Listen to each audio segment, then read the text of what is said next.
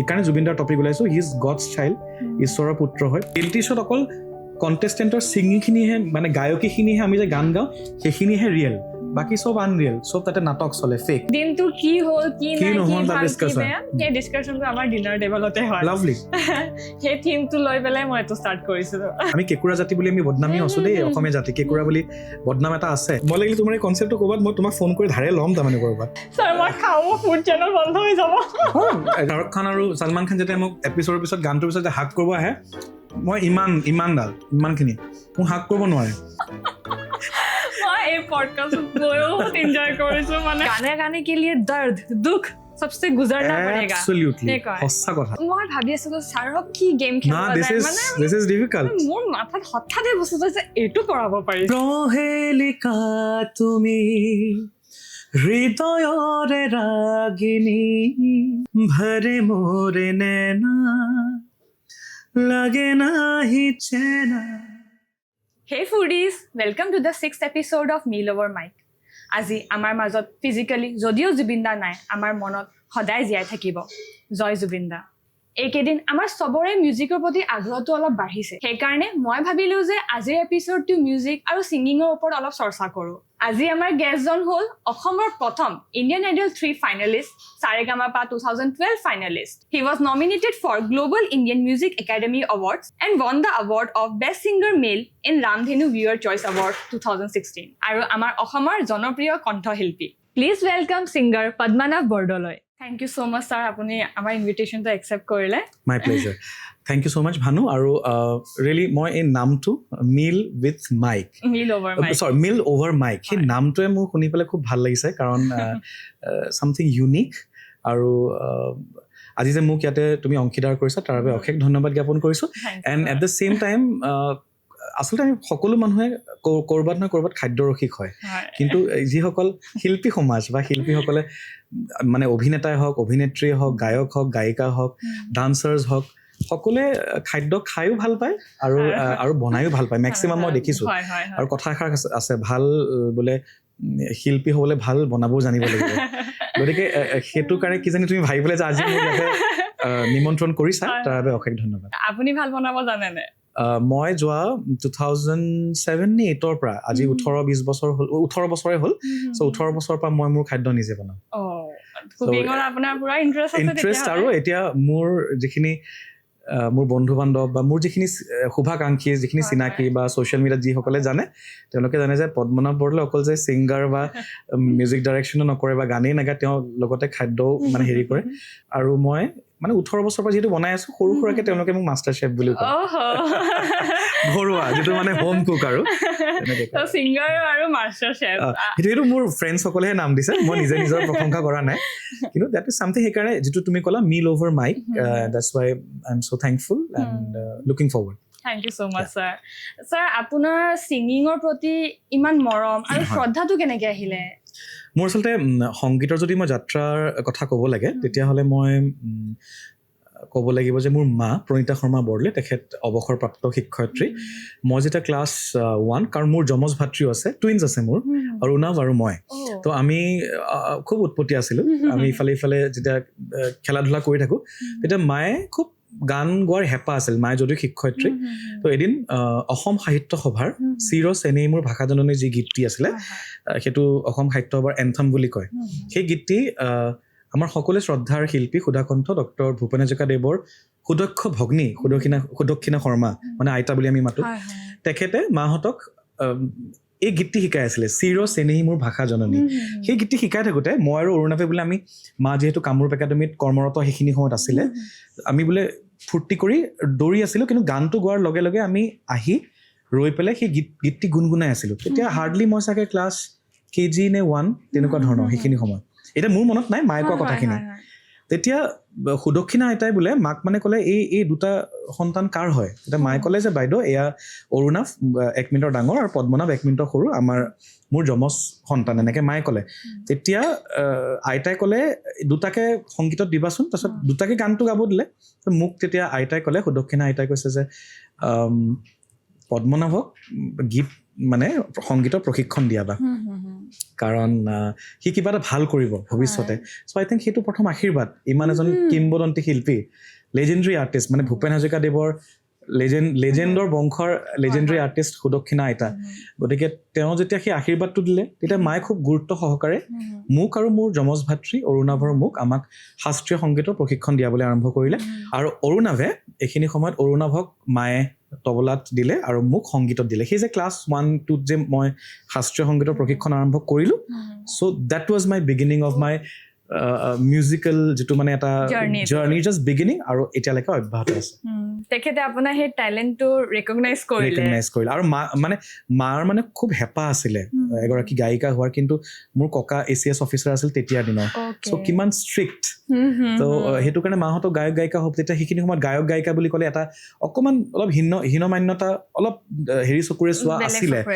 মানে সেই বস্তু যে কিমান শ্ৰদ্ধাৰ এটা যে ভক্তিৰ কথা সেই বস্তুটো ইমান উপলব্ধি নাছিলে আগতে তো মাৰ চাগে সেই হেঁপাহটো ক'ৰবাত না ক'ৰবাত মোৰ ভিতৰত আহিল আৰু তেনেকে সেইটো প্ৰতিফলিত হ'ল হয় হয় আপুনি অসমৰ প্ৰথম যোন আপোনাৰ এনেকে নেশ্যনেল টিভিত ইণ্ডিয়ান আইডলৰ কাৰণে গৈছিলে আপোনাৰ সেই জাৰ্ণিটো কেনেকে ষ্টাৰ্ট হ'ল মানে আপুনি কেনেকে ভাবিলে যে নাই মই এতিয়া ৰিয়েলিটি শ্ব' ইণ্ডিয়ান আইডলত যাব লাগিব মানে এতিয়া ধৰা তুমি যেনেকে মোক মিউজিকেল জাৰ্ণিটোৰ কথা সোধোতে মই গোটেইখিনি কথা সাঙুৰিলো যে একচুৱেলি আৰম্ভ ক'ৰ পৰা হ'ল কাৰণ এটা বস্তুৰ পৰা আৰম্ভণি হয় মোৰ এইটো কোনোদিন যদিও মই সংগীতৰ চৰ্চা আৰম্ভ কৰিলোঁ শাস্ত্ৰীয় সংগীতৰ প্ৰশিক্ষণ ল'লোঁ মোৰ গুৰু জিতেন বসুমতাৰী ছাৰৰ পৰা আৰু লোৱাৰ পিছত এনেকুৱা নহয় যে মই ভৱিষ্যতে গৈ কিবা ছিংগাৰ হ'ম তেনেকে ভবা নাই মই সংগীতৰ এগৰাকী ছাত্ৰ মানে সংগীতৰ সাধনা কৰি যাম সাধক বুলি ক'বলৈ মোৰ হৃষ্টতা নাই কিন্তু ছাত্ৰ মই সংগীতৰ জ্ঞান লৈ থাকিম যিমান পাৰোঁ আৰু সৰুৰ পৰা এনেকুৱা কৰি দিছিল যে আমাৰ বংশত বৰদলৈ বংশত যিহেতু গোপীনাথ বৰদলৈ আমি লিনিয়েজ হয় সেইটো বংশৰ হয় গতিকে তাতে আমাৰ বংশত পলিটিচিয়ান তাৰপিছত এডভকেট তাৰপিছত ইঞ্জিনিয়াৰ টিচাৰ তাৰপিছত মাহঁতৰ বংশত মেজিষ্ট্ৰেটছ ACS অফিচাৰ সকলোখিনি আছে ডাইৰেক্ট ডক্টৰছ নাছিলে তো ক'ৰবাত না ক'ৰবাত কৈছিল যে পদ্মনাভে ডক্টৰ হ'ব লাগিব তো মোৰ মানে সৰুৰ পৰা এনেকুৱা ডক্টৰ পদ্মনাভ বৰদলৈ এটা মানে মাইণ্ডত আহি গ'ল চ' মই মানে পঢ়া শুনাত বিৰাট চিনচিয়াৰ চবতে মই ডিচিপ্লিন খালি খেলা ধূলাত অকণ পিছত আছিলোঁ সেই সময়ছোৱাত মই ভবা নাই যে মই কেতিয়াও প্ৰফেচনেল ছিংগাৰ হ'ম এতিয়া কেনেকৈ ইণ্ডিয়ান আইডল হ'ল এইকাৰণে মই কাহিনীটো আগত ক'লোঁ যে মই যেতিয়া ক্লাছ 12ৰ পিছত আফটাৰ মাই বৰ্ডছ 12 বৰ্ডছৰ পিছত মই মেডিকেল কৰিম বুলি ভাবিলোঁ অলপৰ কাৰণে মেডিকেল ফেইল হ'লোঁ নোৱাৰিলোঁ জেনেৰেল কেটেগৰী আৰু সেইটো কাৰণে খুব আঘাত কাৰণ সৰুৰ পৰাই ভাল ৰেংক পাই আহি আছিলোঁ ফাৰ্ষ্ট জীৱনৰ ফেইলিয়াৰ আছিলে একাডেমিক ফেইলিয়াৰ যে মই মেডিকেলৰ এণ্ট্ৰেঞ্চ ক্লিয়াৰ কৰিব নোৱাৰিলোঁ তেতিয়া অকণমান আঘাত পাইছিলোঁ মায়ে মোক তেতিয়া মনে মনে কটন কলেজত এডমিশ্যন দিয়াই দিছে তো কৈছে তুমি ড্ৰপ যদিও দিছা অকণমান জাষ্ট অব্যাহত ৰাখা এই যে সৰুৰ পৰা যে মই প্ৰশিক্ষণ লৈ আহিছিলোঁ সেই কামখিনি মোৰ ইণ্ডিয়ান আইডলৰ সময়ত দিলে তেতিয়া মই মাক ক'লোঁ এবছৰ ড্ৰপ হৈছে মই এনেই এবাৰ ট্ৰাই কৰি আহোঁ ইণ্ডিয়ান আইডলৰ অডিশ্যন কাৰণ মোৰ আগত দেৱজিৎ চাহাই 2004 চনত তেওঁ সাৰেগামাপা প্ৰথম গৈ পেলাই উইনাৰ হৈ আহিছে আৰু তেতিয়া মানে মায়ে কৈছিলে তেখেতৰ আজি মাতৃ জীৱিত অৱস্থাত নাই তেওঁ চাগে কিমান প্ৰাউড ফিল কৰিলে আজি মই তেওঁৰ নিজৰ মাতৃ নহৈ পেলাই মাতৃ হিচাপে প্ৰাউড ফিল কৰিছোঁ তেতিয়া মই মানে মাক এনেই ধেমালিতে কৈছিলোঁ এদিন চাব মই তোমাকো প্ৰাউড ফিল কৰাম সেইটো মঞ্চত মই থাকিম চ' জাষ্ট এনেই কথাই কৈ দিছিলোঁ সেইটো কৈ দিওঁতে ক'ৰবাত কিজানি সেইটো ভগৱানে মানে এপ্ৰুভ কৰি দিলে ইউনিভাৰ্ছে মানে সেই বস্তুটো লৈ ল'লে আৰু মোক তেনেকৈ অসমৰ প্ৰথমগৰাকী অসমীয়া হিচাপে ইণ্ডিয়ান আইডলৰ মঞ্চত প্ৰথম ফাইনেলিষ্ট হিচাপে মানে মোক লৈ যাবলৈ ভগৱানৰ আশীৰ্বাদ মোৰ মাৰ আশীৰ্বাদ গুৰুৰ আশীৰ্বাদ মোৰ কষ্ট আৰু অসমবাসী ৰাইজৰ মৰম কাৰণ তেওঁলোকৰ ভোটৰ অবিহনে মই আজি পদ্মনাভ বৰদলৈ নহ'লোহেঁতেন সেইটো টাইমত আপোনাৰ ভোট আমি দিছিলোঁ মোৰ মনত আছে SMS কৰিবলৈ আৰু তেতিয়া ইমান ইজিলি মোবাইলত ইমান ইজি এইবিলাক চিষ্টেম নাছিলেই আৰু দেৱজিৎ চাহাৰ সময়ত দেৱজিৎ দাক মনত আছে আমি টেলিফোন বুথ আজিকালি এতিয়া PCO বুলি ক'লে আমাৰ জেনেৰেশ্যনৰ ল'ৰা ছোৱালীবোৰ কি PCO টেলিফোন বুথ এতিয়া বুজি নাপায় আমি টেলিফোন বুথত গৈ আমি সেই 1 টকা তেতিয়াৰ দিনত সেই 1 টকা 10 টকা আমাৰ বহুত মূল্যৱান আমি তেনেকৈ কইন সোমাই আমি ভোট কৰিছিলোঁ আৰু সেই বস্তুটো যে দেৱজিৎ দাই 2004ত কৰিছে আৰু মোৰ কাৰণে 2007ত হৈছে চ' মই ভবা নাছিলোঁ যে 3 বছৰ পিছত যিটো মোৰ কাৰণে ৰাইজে কৰিব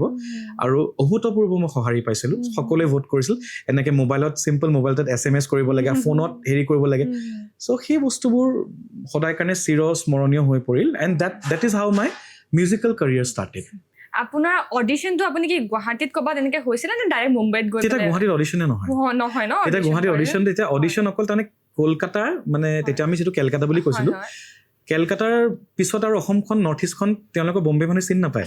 ভাবে যে কেলকাতালৈকে ছিংগাৰ্ছ আছে তাৰপিছত আৰু আমিবোৰ নাই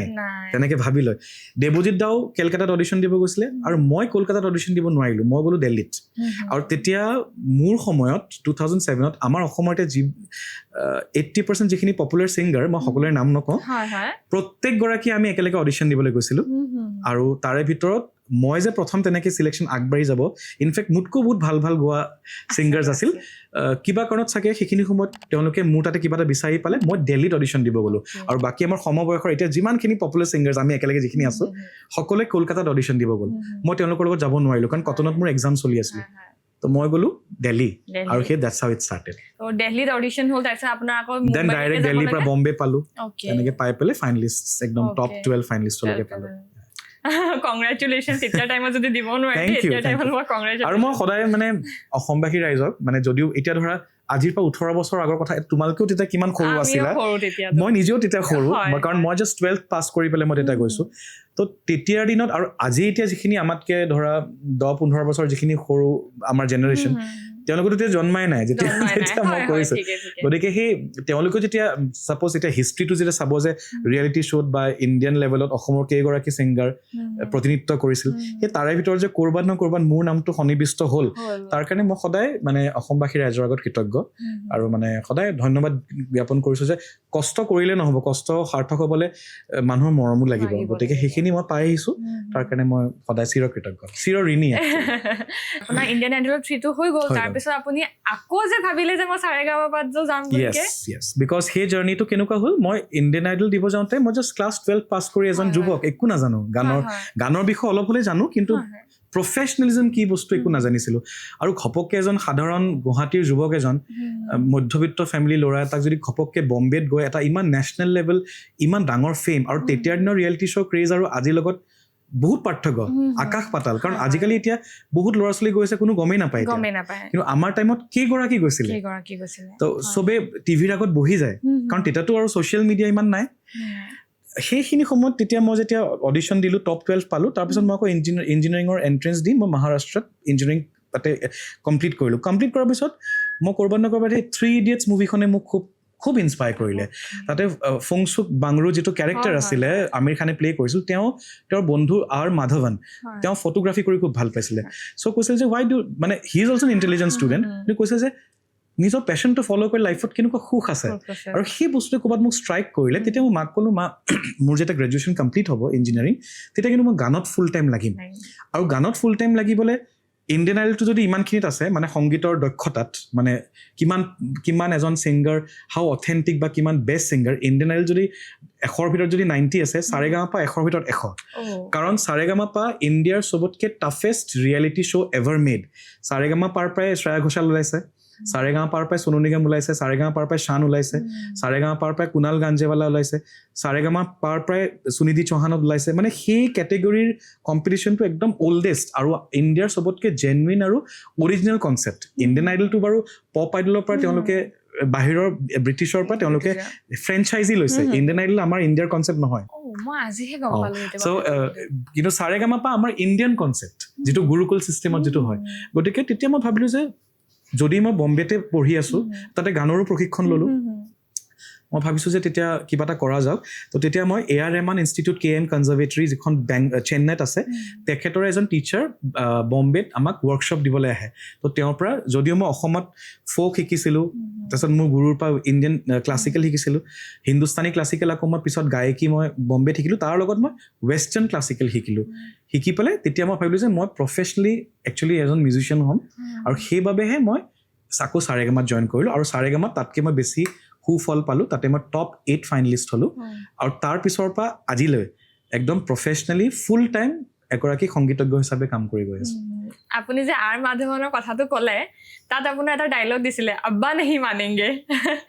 আপোনাৰ চিটুৱেশ্যনতো চাগে মানিছে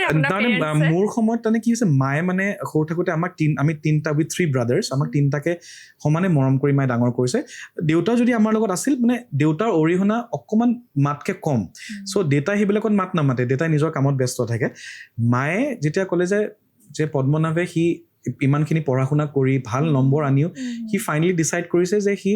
9 to 5 জব কৰি বেংগলোৰত বহি মই এচেঞ্চিয়ৰত জব পাইছিলোঁ তাতে বহি মই গোটেই দিনটো কোডিং ডিকোডিং কৰি জীৱনটো বৰবাদ নকৰোঁ লাগিলে পেকেজ ভাল পাম মই তেতিয়াও মই হয়। পেকেজ ভাল পাইছিলোঁ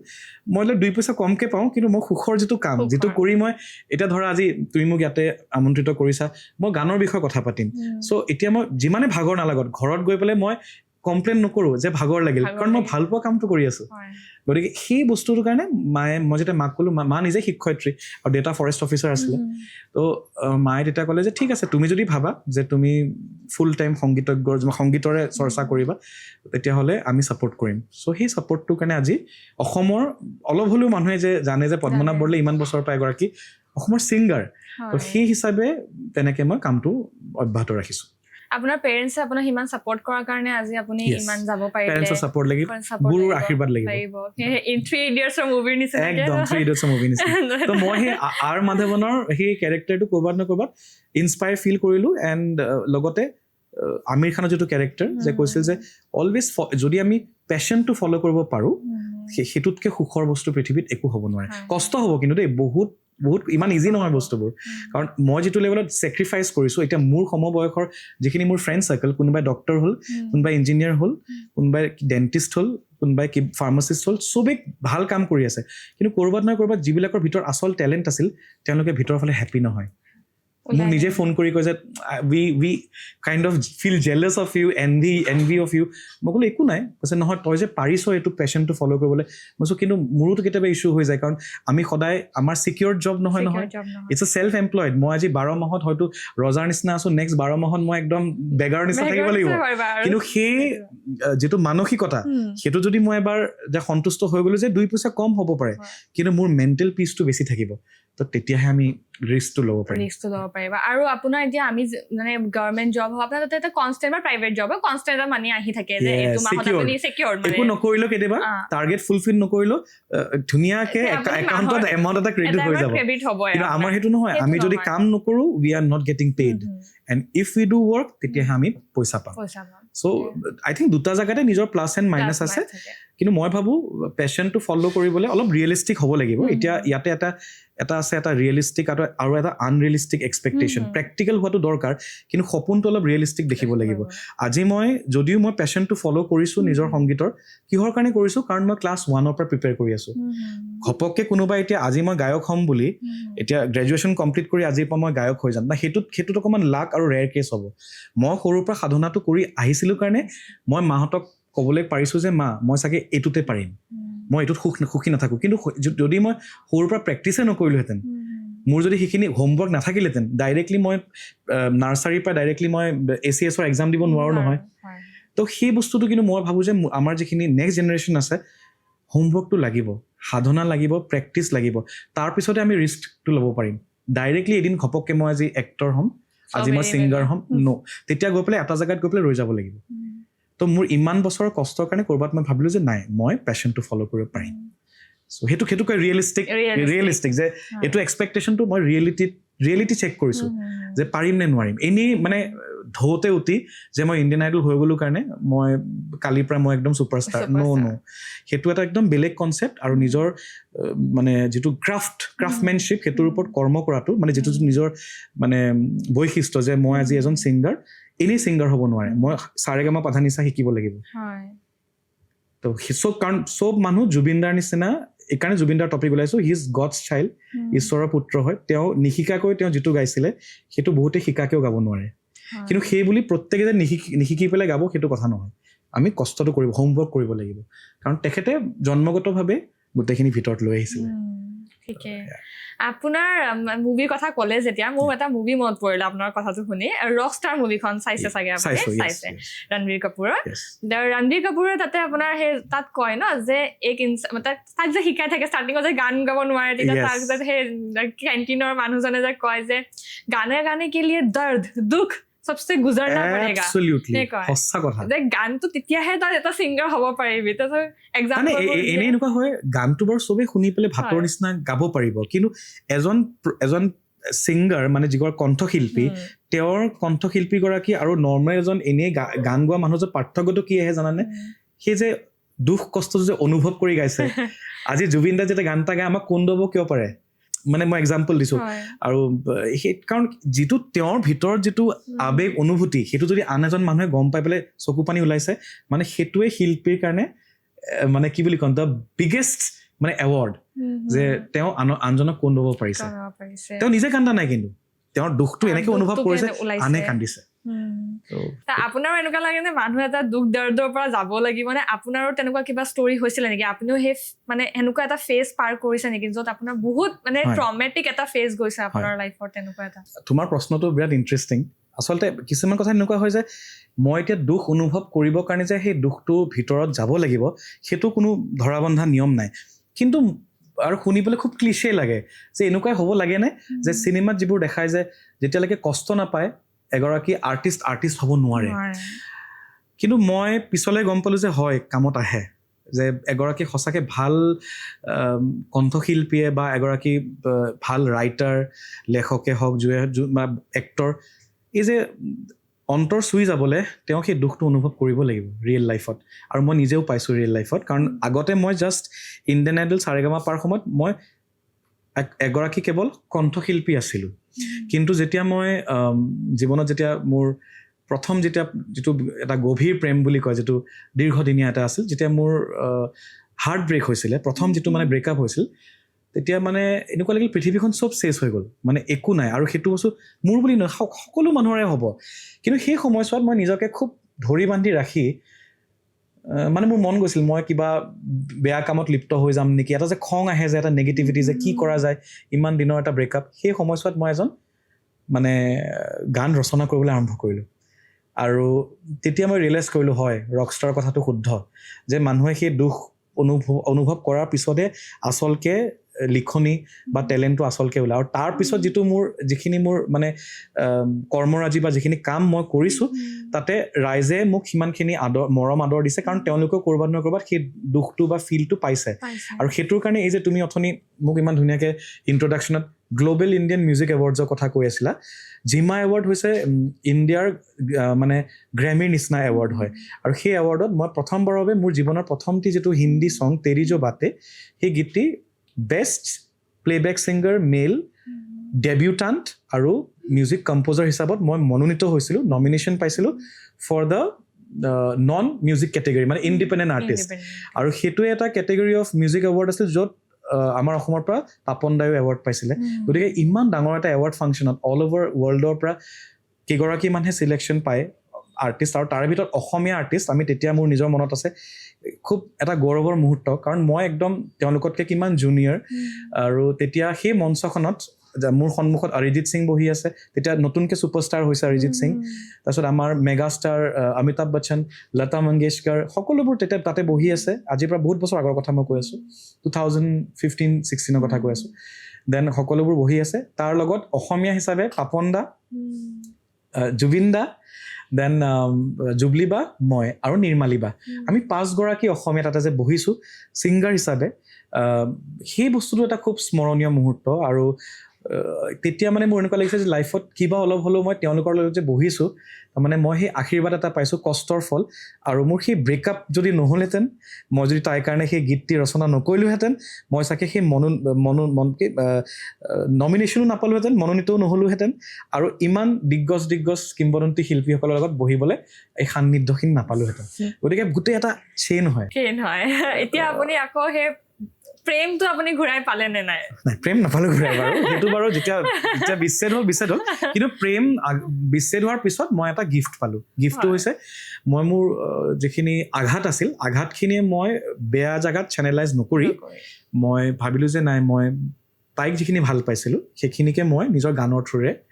মানে হেৰি কৰিম আৰু তাইও কলকাতাৰ খুব ভাল এগৰাকী বিখ্যাত কণ্ঠশিল্পী ইনফেক্ট তাইও সেইখিনি সময়ত নিজৰ এনেকুৱা তাই নিজৰ গান নহয় বেলেগৰ কাৰণে গাইছিল সেই গীতটিও তাই সেইখিনি সময়ত ইমানেই পপুলাৰ হ'ল তেনেকৈ তাইও সেইফালৰ পৰা উঠিলে গতিকে আই থিংক এইটো এটা উইন উইন চিটুৱেশ্যন আৰু মই নামটো এইকাৰণে নকওঁ he is also N establish artist তো সেইটো কাৰণে মানে বস্তুটো কি হয় যে ক'ৰবাত ঘাত প্ৰতিঘাত মানুহক লাগে জীৱনত কাৰণ সেইটোৱে চাগে আমাক নেক্সট লেভেল উঠায় মানুহ হিচাপে আমাক গঢ়িবলৈ আমাক শক্তি দিয়ে আৰু লগতে শিল্পী হিচাপে আৰু বেছি মেচিয়ৰ্ড হ'বলৈ শিকায় সেইটো মই ভাবোঁ তেনেকৈ তো আপোনাৰ মতে প্ৰেম এবাৰে হয় নে প্ৰেম আৰু নাই নাই প্ৰেম বহুতবাৰ হয় প্ৰেম এবাৰ নহয় এইটো মিছা কথা কাৰণ আগতে আমি ভাবিছিলো যে প্ৰেম এবাৰে হয় কিন্তু তেনেকুৱা কোনো কথা নাই কাৰণ প্ৰেম এনেকুৱা এটা বস্তু তুমি ভাবি পেলাই প্ৰেম কৰিবই নোৱাৰা আৰু যিখিনি সময়ত তুমি ভাবিবা যে আৰু মই কাৰো লগত প্ৰেম নকৰো সেইখিনি সময়তে তোমাৰ প্ৰেম হৈ যায় আৰু যিখিনি সময়ত তুমি ভাবিবা যে মই প্ৰেম কৰিম সেইখিনি সময়ত কেতিয়াও প্ৰেম নহয় প্ৰেম বস্তুটো মানে পৃথিৱীতকে সেইটো বস্তুৱে তোমাক প্ৰেমে আমাক পৃথিৱীখন জন্মও দিছে আৰু প্ৰেমে পৃথিৱীখন ধ্বংসও কৰিছে তো প্ৰেমৰ ইমান পাৱাৰ আছে প্ৰেমে আমাক উঠায়ো প্ৰেমে আমাক ধ্বংস কৰি দিয়ে এতিয়া আমি জানিব লাগিব কোনটো চুজ কৰিম মানে উঠোৱাটো চুজ কৰিম নোহোৱাটো চুজ কৰিম কিন্তু আমি মানে মানুহ হিচাপে মনুষ্য হিচাপে আমি এই গোটেইবোৰ কি বুলি ক'ম সন্ত্ৰাস ল'বই লাগিব প্ৰেমৰ সন্ত্ৰাস যিটো আছে সেইটো ভাল বেয়া চব আছে প্ৰেমে আমাক চব কৰি দিয়ে তো আই থিংক সেইটো এটা বেলেগ টপিক এইটো আমি চবেই মুক্ত হবি কোনোবাই এইটো ডাঙৰ দিগ্গজ ঋতিক ৰোশনে বাছি নগ'ল কথাটো কৈছো ইমান দেখোন নামি দামী মানে এক্টাৰ আৰু তেওঁৰ সমান দেখোন কোনো হেণ্ডচাম নাই ঠিক তেনেদৰে ধুনীয়া হেণ্ডচাম এক্ট্ৰেছ বিউটিফুল এক্ট্ৰেছ বিলাকে তেওঁলোকৰতো ডিভৰ্চ হৈ যায় গতিকে প্ৰেম বস্তুটো এইটো ভগৱানে নোৱাৰিলে ভগৱান এতিয়া মই বেছি নকওঁ আকৌ মই কিবা কণ্ট্ৰভাৰ্চিয়েল হৈ যাব তো ভগৱানে যেতিয়া পৃথিৱীত যেতিয়া মনুষ্যৰ অৱতাৰ ললে তেওঁলোকৰে কিমান প্ৰেমত ৰামৰে তুমি কথা কোৱা বা সীতাৰে কথা কোৱা তুমি কৃষ্ণৰে কথা কোৱা বা ৰাধাৰে কথা কোৱা তুমি মানে বহুত আহি যায় মীৰাবাইৰে কথা কোৱা তো প্ৰেম ইজ ডিফিকাল্ট মোৰ কাৰণে এবাৰে হৈছে কাৰণে মই গম নাপাওঁ ইউ আৰ ব্লেছড মই লাকি বুলি ফিল কৰোঁ আৰু মই এইটো ক'ম যে যোনে বোলে সঁচাকে যিসকলে যিয়ে প্ৰেম কৰি যদি এবাৰতে প্ৰেমটো যদি মানে বিবাহলৈকে যদি কনভাৰ্ট হৈ যায় বিবাহ পাশত তো তাতকে বেছি আৰু ব্লেছড ফিলিং হ'ব নোৱাৰে মই ব্লেছড বুলি ফিল কৰোঁ বাৰু সেইটো কাৰণে আপোনাৰ সেইটো টাইমত কণ্টেষ্টেণ্ট যিবোৰ আছে আপোনাৰ লগৰ আপোনাৰ তেখেতসকলৰ লগত এতিয়াও আপোনাৰ কণ্টেক্টত আছেনে আপুনি আছে আপোনাৰ সেইটো টাইমত চাগে উইনাৰ প্ৰশান্ত আছিলে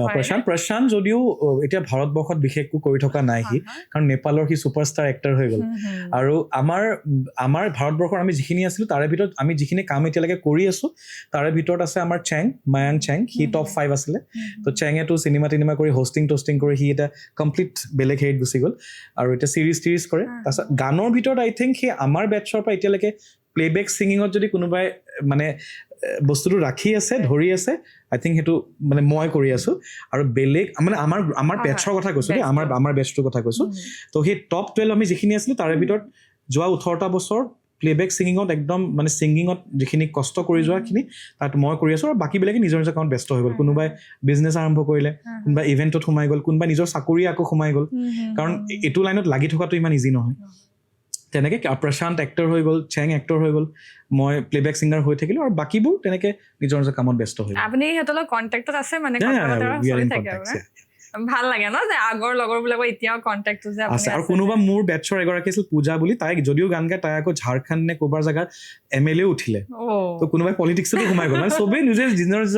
যিমানখিনি কৰে ধুনীয়াকে ভালেই হৈছে মানে বেয়া হোৱা নাই কি কষ্ট কৰা মানুহ হয় কষ্ট কৰিলে আপুনি যি ফিল্ডে নহওক কিয় কষ্ট কৰিলে আপুনি ছাকচেছ পাব এদিন আই হোপ ময়ো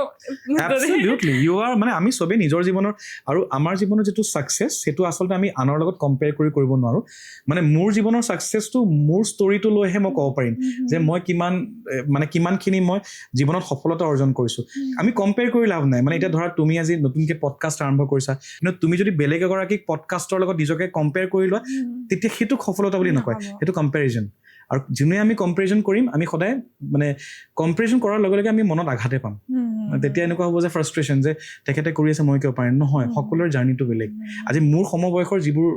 মানে আমাৰ এষ্টাব্লিছ ছিংগাৰ আছে মোৰ জাৰ্ণিটো বেলেগ কোনোবা এগৰাকীৰ জাৰ্ণিটো বেলেগ আল্টিমেটলি সফলতাৰ আচল মানে এক্সপ্লেনেশ্যনটো বা যিটো মানে কথাটো হয় এইটো হৈছে আমি নিজৰ ভিতৰত কিমানখিনি আগবাঢ়িছোঁ যে মই কালি কি আছিলোঁ কাইলৈ কি হ'ম সেইটোহে মোৰ সফলতা হয় মই সেইটোৱে মানে পডকাষ্ট আপুনি যে ক'লে যে বেলেগেও বহুত পডকাষ্ট বহুত ভাল কৰে বহুত বেছি ভাল কৰে সিহঁতি মোৰ বাছ ইমান আছিলে যে মই খাই বহুত ভাল পাওঁ তো মই ট্ৰাই কৰোঁ নতুন ডিছ ট্ৰাই কৰি বহুত ভাল পাওঁ খাই ভাল পাওঁ তো আৰু কথা মই টকেটিভ হয় অলপ যাক লগত ভালকে থাকো মানে ফ্ৰেণ্ড বহুত বেছি কথা পাতো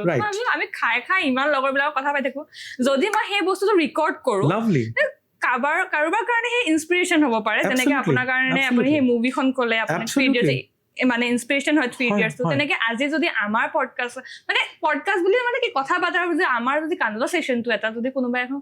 শুনিবলৈ পায় হয়। কাৰোবাক যদি আমি ইনস্পায়াৰ কৰিব পাৰোঁ কাৰোবাক হয়। তেন্তে আৰু কি লাগে একদম মানে কাৰণ আৰু কি হয় আমি কেতিয়াবা বস্তুবোৰ কি হয় আমি যেতিয়া অনুপ্ৰেৰণা যেতিয়া ইনস্পিৰেশ্যনবোৰ আমি আচলতে খুব ডাঙৰ ডাঙৰ কথাত নাপাওঁ নাপাওঁ আমি অনুপ্ৰেৰণাবোৰ খুব সৰু সৰু কথাতহে আমাৰ যে তেখেতে এইটো কৰি আছে আমি যিটো ৰিলেট কৰিব পাৰোঁ এতিয়া সাধাৰণ কথা এটা কৈ দিলে যে কোনোবাই কিবা এটা কৰি আছে তাৰ পৰা মই এইটোৰ পৰা শিকিব পাৰোঁ তো আমি অনুপ্ৰেৰণা যদি দিব পাৰোঁ সাধাৰণ কথোপকথনত এটা কনভাৰচেশ্যনত তেতিয়াহ'লে সেইটোতো অকল আমি বুলিয়ে নহয় সকলোৱে উপকৃত হ'ব আৰু মোৰ এনেকুৱা লাগে যে ডাইনিং টেবুলত যিমান কথা ওলাই আপোনাৰ সেইটো বেলেগ ক'তো হ'ব সেইটো নোৱাৰে বেলেগ কথা নহয় আমি আপোনাৰ ভাবক আমি আজি মানে কি আমাৰ বিহুত আমি যেনেকে ৰঙালী বিহু চবে আমি লগ হওঁ যিকোনো বিহু হওক ফাংচন আমি লগ হয় ডাইনিঙত খাই যোনটো কথা ওলাই ধুনীয়া এটা চৰ্চা হয় চৰ্চা হয় মই সেই বস্তুকে মই ৰেকৰ্ড কৰিব বিচাৰিছো সেই বস্তু কনভাৰচেশ্যনটো ওলাই ৰেকৰ্ড কৰি মানুহ এণ্ড আই এম চিয়'ৰ আজি মানে এইটো এপিছ'ডৰ পৰা আমিতো বিৰাট এনজয় কৰিছোঁ যিখিনি আমি কথোপকথন এতিয়ালৈকে পাতি আছোঁ আমি নিজে এনজয় কৰিছোঁ আৰু আমি ভাবোঁ যে ৰাইজে এণ্টাৰটেইনমেণ্ট লওক আৰু এণ্টাৰটেইনমেণ্টৰ মাজেৰে কিজানি কিবা কোনোবাই শিকিবও বিচাৰে শিকক আৰু নিশিকিলেও কথা নাই এণ্টাৰটেইনমেণ্ট লওক মানে আমি মানে এনেকুৱা হ'ব নোৱাৰে যে বেছি মানে এইটো মই শিকিলোঁ যে আমি জ্ঞানো দিব দৰকাৰ নাই কাৰণ সকলোৱে নিজৰ জেগাত জ্ঞানী জ্ঞানটো কেনেকৈ ল'ব লাগে তেওঁলোকে জানিব কাৰণ আমি জাষ্ট নলেজ এটা গেডাৰ কৰোঁ মানে গেডাৰিং নলেজ ইজ নট জ্ঞান মানে ইনফৰমেশ্যন এটা গেডাৰ কৰা মানে এইটোক নলেজ বুজায় আৰু সেই নলেজটো আমি যেতিয়া এপ্লাই কৰোঁ তেতিয়াহে আমাক জ্ঞানী বুলি ক'ব গতিকে এইটো আমাৰ চবৰে নিজৰ নিজৰ জ্ঞান আছে নিজে নিজে মানে জ্ঞান আহৰণ কৰাৰ শক্তি আছে তেনেকৈ আপুনি যেতিয়া ফাইনেলিষ্ট হ'ল তাৰপিছত আপোনাৰ এনেকুৱা লাগিল নেকি যে এতিয়াতো মই ফাইনেলিষ্ট হয় এতিয়াতো মোৰ লাইফ ছেট আৰু ইয়াৰ পৰা যোৱাৰ পিছত মোৰ লাইফ ছেট আৰু মই তেতিয়া কাৰণ ইণ্ডিয়ান আইডলৰ সময়ত মোৰ বয়স আছিল 17 বছৰ এতিয়া 17 বছৰ এটা যুৱকে কিনো পৃথিৱীখন বুজি পাব এটলিষ্ট আমাৰ সময়ত আমি বুজি পোৱা নাছিলোঁ আজিকালি বহুত স্মাৰ্ট তো তেতিয়া মই ভাবা নাই যে মোৰ পৃথিৱীখন চব হৈ গ'ল মই মানে ভয় খাইছিলোঁ মানে কি হৈ আছে কাৰণ ঘপককৈ ইমান ফেমাছ হৈ যোৱাটো আৰু সেইটো হেণ্ডেল কৰাটো ইমান ইজি নহয় মই তেতিয়া অসমত উভতি আহি মই চিনেৰিটো দেখিলোঁ যে ইয়াতে মানুহবিলাকে আগুৰি ধৰে ক'তোতে নিজৰ প্ৰাইভেট স্পেচ নাই আৰু সেইখিনি সময়ত মানে সেই ক্ৰেজটো বেলেগ ধৰণৰ ক্ৰেজ আছিলে তাৰপিছতে মই তেতিয়া বম্বেত উভতি যাব লগা হ'ল এইকাৰণে কাৰণ মই তাতে ছনী টিভিৰ লগত কণ্ট্ৰেক্ট চাইন কৰিছিলোঁ যিখন মানে আমাৰ কৰ্মৰ কণ্ট্ৰেক্ট তাতে মই মানে ৱৰ্ল্ড টুৰ কৰাই আমাক তেওঁলোকে যেতিয়া লৈ গৈছে প্ৰথম গাবলৈ আৰম্ভ কৰিছোঁ ভয় লাগিছিল তেতিয়া চ' ভাবিলোঁ যে নাই মই এতিয়ালৈকে ৰেডি হোৱা নাই মানে প্ৰফেচনেল ছিংগাৰ হ'বলৈ সেইকাৰণে মই নিজৰ পঢ়া শুনাখিনি তাতে অব্যাহত ৰাখি গ্ৰেজুৱেশ্যনৰ পিছতহে মই চাৰেগামা পাৰ পৰাহে প্ৰফেচনেলি কামবোৰ কৰিবলৈ আৰম্ভ কৰিছোঁ আৰু তেতিয়াহে মই গম পাইছোঁ যে ষ্ট্ৰাগলটো মানে এনেকুৱা নহয় যে তেওঁলোকে ধোঁৱা চাঙত তুলি দিয়ে নহয় যে তই ছুপাৰষ্টাৰ হৈ গ'লি 3-4 মাহে তুমি 5 ষ্টাৰ ফেচিলিটিত থাকিবা তাৰপিছততো তুমি ৰিয়েলিটি চেক কৰিব লাগিব নৰ্মেল মানুহবিলাকলৈ উঠা বহা চব কৰিব লাগিব আমাৰ প্ৰব্লেমটো কি হৈ যায় ৰিয়েলিটি শ্ব'ত যে মানুহবিলাকক বহুত উঠাই দিয়ে মূৰৰ ওপৰত উঠাই দি নিজকে তাৰমানে এনেকুৱা চেলিব্ৰিটি কৰি দিব যে ওলাই অহাৰ পিছত চবেই ভাবিব মই এজন সোণু নিগম এজন জুবিন গাৰ্গ এজন সোণু নিগম জুবিন গাৰ্গ হ'বলৈ বহুত বছৰৰ সাধনা লাগিব আৰু সেইকাৰণে তুমি জেনেৰেলি মন কৰিবাচোন ৰিয়েলিটি শ্ব'ৰ পৰা ওলাই অহা বহুত কণ্টেষ্টেণ্ট আজি নাইকিয়া হৈ গ'ল টিকি থকা বহুত কম মানুহ আছে আৰু সেইটো মই ৰিয়েলাইজেশ্যন কৰিলোঁ যে ৰিয়েলিটি শ্ব'টো জাষ্ট এটা ষ্টেপিং ষ্টোন মানে এটা ষ্টেপহে হয় বাকী মোৰ জাৰ্ণিটো বহুত দীঘলীয়া আৰু বহুত কষ্ট কৰিব লাগিব তো সেইকাৰণে মই ভাবোঁ যে এভৰি ডে ইজ মানে আ নিউ ডে আৰু প্ৰত্যেক দিনে মই নতুনকৈ কিবা শিকি আছোঁ আৰু মানে এনেকুৱা নহয় যে কিবা এটা হৈ যোৱাৰ পিছত বাহ my life is set life কেতিয়াও ছেট নহয় লাইফটো আমি daily it's a daily work আমি উঠি পেলাই আকৌ জিৰ'ৰ পৰা ষ্টাৰ্ট কৰিব লাগে কাৰণ অমিতাভ বচ্চনে এটা সময়ত কৈছিল নহয় ইমান ডাঙৰ মেগাষ্টাৰ হোৱাৰ পিছতো তেখেতে কন বনেগা কৰ'ৰপতিত সেইখিনি সময়ত তেওঁৰ খুব আৰ্থিকভাৱে তেওঁৰ ইনকাম চ'ৰ্চ কমি গৈছিল তেতিয়া তেওঁ আকৌ অডিশ্যন দি পেলাই তেওঁ কন বনেগা কৰ'ৰপতিৰ হোষ্ট হৈছে এতিয়া তেওঁ ইমান মহানায়কবিলাকে যদি কোনো ইগ' নাৰাখে কৰ্মৰ কাৰণে তে আমিতো তুচ্ছ একোৱেই নহয় গতিকে মই ভাবোঁ যে কোনো বস্তু ছেট নাই মানে যে লাইফটো ছেট হৈ গ'ল আমি ডেইলি ৰাতিপুৱাৰ পৰা উঠি আমি নতুনকৈ আকৌ জীৱনটো আৰম্ভ কৰিব লাগে আপোনাৰ ছেম তেনেকুৱা প্ৰিয়ংকা চোপ্ৰাৰ লগতো হৈছে তেখেতে যেতিয়া ইয়াত বলিউডতো ছেট হৈ গৈছিলে তেখেতে বলিউডত তেওঁ ছুপাৰষ্টাৰ হৈ আকৌ তেওঁ আমেৰিকাত গৈ জিৰ'ৰ পৰা আৰম্ভ কৰিছে হলিউডত গৈ তেখেতে অডিশ্যনছ দিছে তেনেকুৱাই কথা আপুনি য'ত নতুনকে আপুনি যাব তাত আপুনি কৰিবই লাগিব আৰু এনেকুৱা বুলি নহয় নতুন জেগা বুলি নহয় ধৰা পুৰণি জেগাতে তুমি এটা সময়ত ছুপাৰষ্টাৰ আছিলা ঘপককে গান হিট হ'ল উঠি গ'লা গান ফ্লপ হ'ল নামি গ'লা উঠা নামাটোৰ ঊৰ্ধত তাৰ ওপৰত যদি আমি ভাবিবলৈ চেষ্টা কৰোঁ যে high and lows ups and downs hit আৰু ফ্লপ সেইটো এটা কেৰিয়াৰৰ মাপকাঠি বা মাপদণ্ড হ'ব নোৱাৰে মোৰ কষ্টটো যে মই কিমান কনচিষ্টেণ্ট যে লাগিয়ে আছোঁ আজি জিকিলোঁ বেছি উঠি নগ'লোঁ আকৌ হাৰি গ'লোঁ বেছি নামি নগ'লোঁ কিন্তু মই মোৰ কৰ্মটো কৰি গৈ আছোঁ সেই কনচিষ্টেঞ্চিটোহে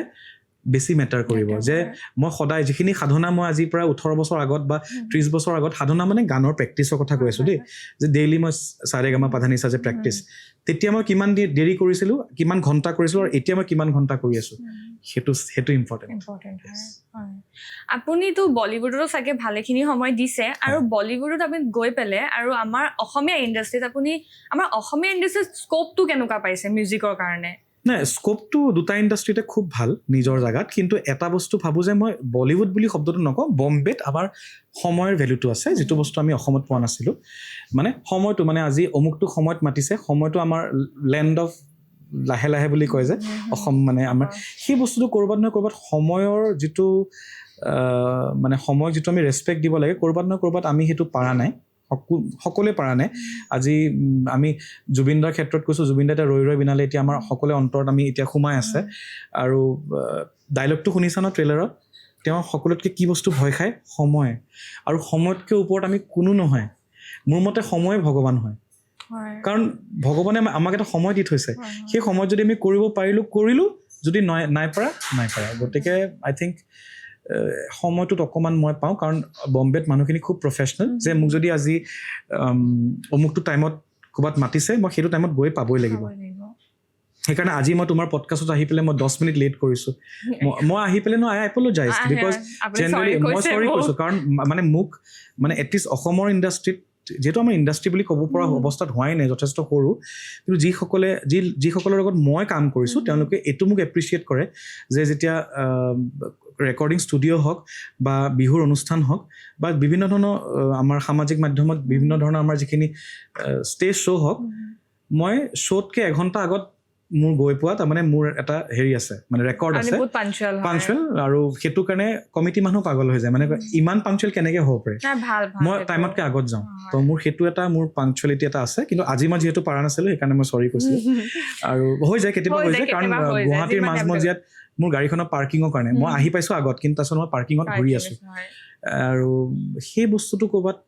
আমিও এতিয়া অসমীয়া হিচাপে আমি সময়টো ৰেচপেক্ট কৰিবলৈ অলপ শিকিব আছে মিউজিকৰ কাৰণে স্কোপ আছে যদি কোনোবা নতুনকে মানে আমাৰ গ্ৰ' কৰিব বিচাৰিছে আমাৰ অসমীয়া ইণ্ডাষ্ট্ৰী অসমত কিয় স্কোপ আছে বুলি ক'লোঁ আমাৰ ইয়াতে অকল আমি ইয়াতে বলিউডত যেনেকৈ আমি অকল চিনেমাত গান গালেহে ডাঙৰ ছিংগাৰ হোৱাৰ এটা মানে আইডিঅলজি থাকে যে এনেকৈ গালেহে ছিংগাৰ হ'ব কিন্তু আমাৰ অসমৰ ক্ষেত্ৰত যিটো কয় ইণ্ডিপেণ্ডেণ্ট মিউজিক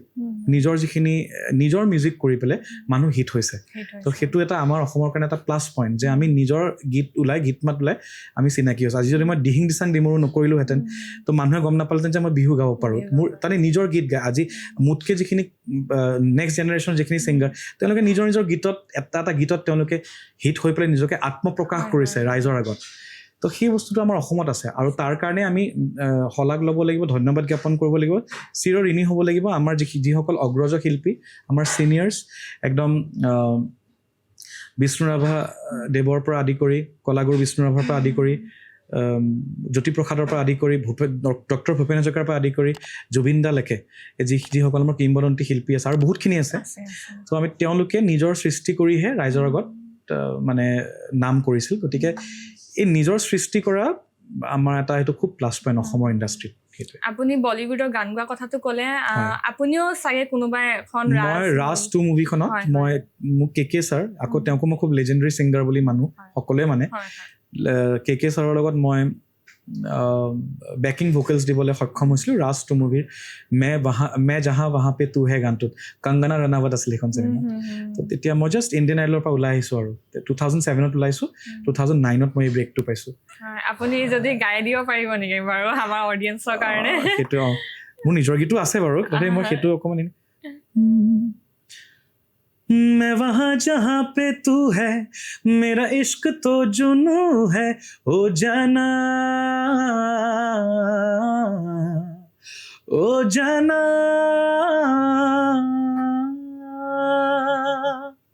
গাই দিছো সেইটো বাৰু বলিউডৰ গীত মোৰ নিজৰ গীতো আছে নিজৰ হেৰি ৰচনা ময়ো ব্লেছ ফিল কৰিছো যে আজি আপোনাৰ মই ডাইৰেক্টলি শুনিব নাই। পাৰিছো মই আপোনাৰ গানটো কেতিয়াও মোৰ এনেকে শ্ব' বা চাবলৈ যোৱা হোৱা নাছিলে হয়, হয়। সেইটো কাৰণে মই কেতিয়াও নহয়, চাবলৈ কিন্তু- পোৱা নাই ৰিয়েল লাইফত কিন্তু উল্টাই মইহে থেংক ইউ ক'ব লাগে মানে আমাৰ বহুত কিছুমান ৰিয়েলাইজেশ্যন নহয় এজন ভাল কণ্ঠশিল্পী বা এজন ভাল অভিনেতাক শ্ৰোতা আৰু দৰ্শক লাগে যদি দৰ্শক আৰু শ্ৰোতাই যদি নুশুনে তেতিয়া আমিতো একোৱেই নহয় গতিকে ব্লেছড আমি ফিল কৰোঁ যেতিয়া ভাল শ্ৰোতা দৰ্শকে আমাৰ গীত মাত শুনি পেলাই এপ্ৰিচিয়েট কৰে তেতিয়া আমি ব্লেছড ফিল আপোনাৰ মই এটা ইউটিউবৰ ভিডিঅ' দেখিছিলো কোন গানটো মোৰ এতিয়া আপোনাৰ সেই কি বাহিৰৰ আই থিংক ক'ৰবাত কৰিছিলে আপুনি শ্বুটিং লণ্ডনত লণ্ডনত আচ্ছা, কৰিছিলে yes, আই yes. থিংক ন সেইটো গীতে মানে তেৰি জো বাতে তেৰি জো বাতে মোৰ ব্ৰেকআপৰ পিছত যিটো গানেৰে global Indian music award nomination হ'ল সেইটো গীত আকৌ মই এইটো পাহৰিছিলো সেই গীতটিকো আকৌ মই লণ্ডনত যেতিয়া অনুষ্ঠান কৰিব গৈছিলো প্ৰবাসী অসমীয়াৰ আগত তো তেতিয়া তেওঁলোকে জাষ্ট মই গীতটো তাতে লণ্ডনত লঞ্চ কৰিছিলো লঞ্চ কৰোঁতে তাতে মই অসমৰ প্ৰথমগৰাকী অসমীয়া আৰ্টিষ্ট যোনে হিন্দী গীতৰ নিজৰ হিন্দী গীতত মানে বিদেশত মানে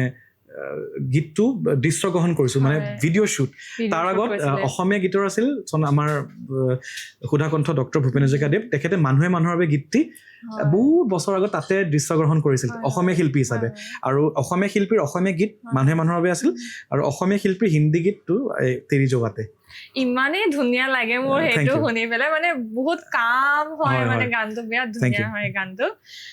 মই মানে শুনি আছো মানে মই 3-4বাৰকে শুনিছো মানে সেইটোহে মই এক লাইন গাই দিম সেইটোহে মোক নকলেও তুমি মই গাই দিম কিন্তু সেইটো কাৰণ সেইটো মোৰ কম্পজিশ্যন মই ক'বই লৈছিলো যে আপুনি সেইটো প্লিজ গাই দিয়ক तेरी जो बातें हैं वो मुलाकातें हैं दिल में जो तेरी यादें हैं तेरी जो बातें हैं वो मुलाकातें हैं दिल में जो तेरी यादें हैं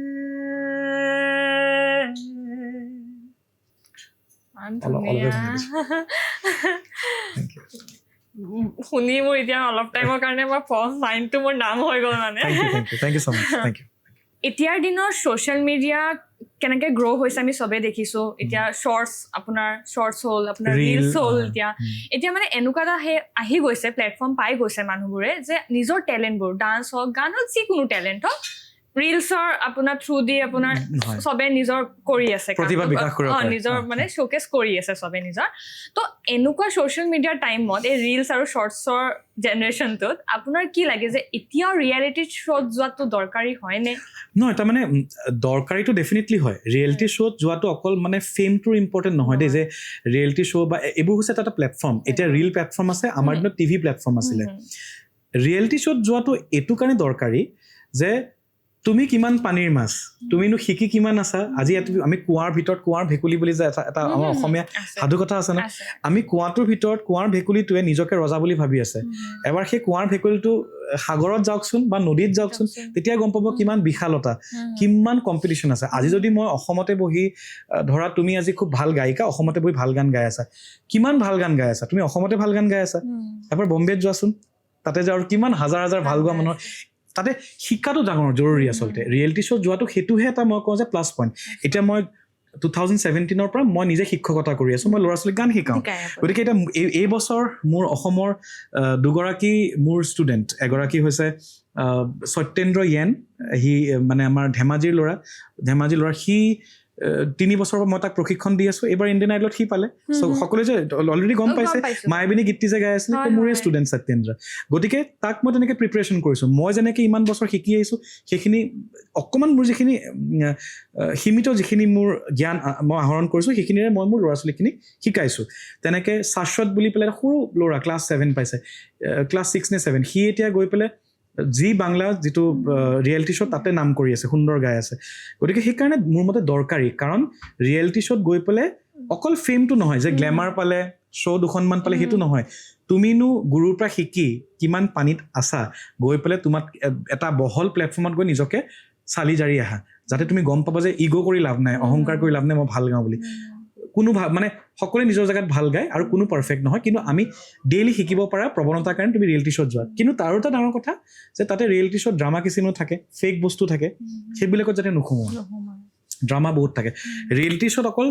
কণ্টেষ্টেণ্টৰ ছিংগিংখিনিহে মানে গায়কীখিনিহে আমি যে গান গাওঁ সেইখিনিহে ৰিয়েল, বাকী চব আনৰিয়েল, চব তাতে নাটক চলে, ফেক। তো সেইটো এটা বেলেগ চেপ্টাৰ।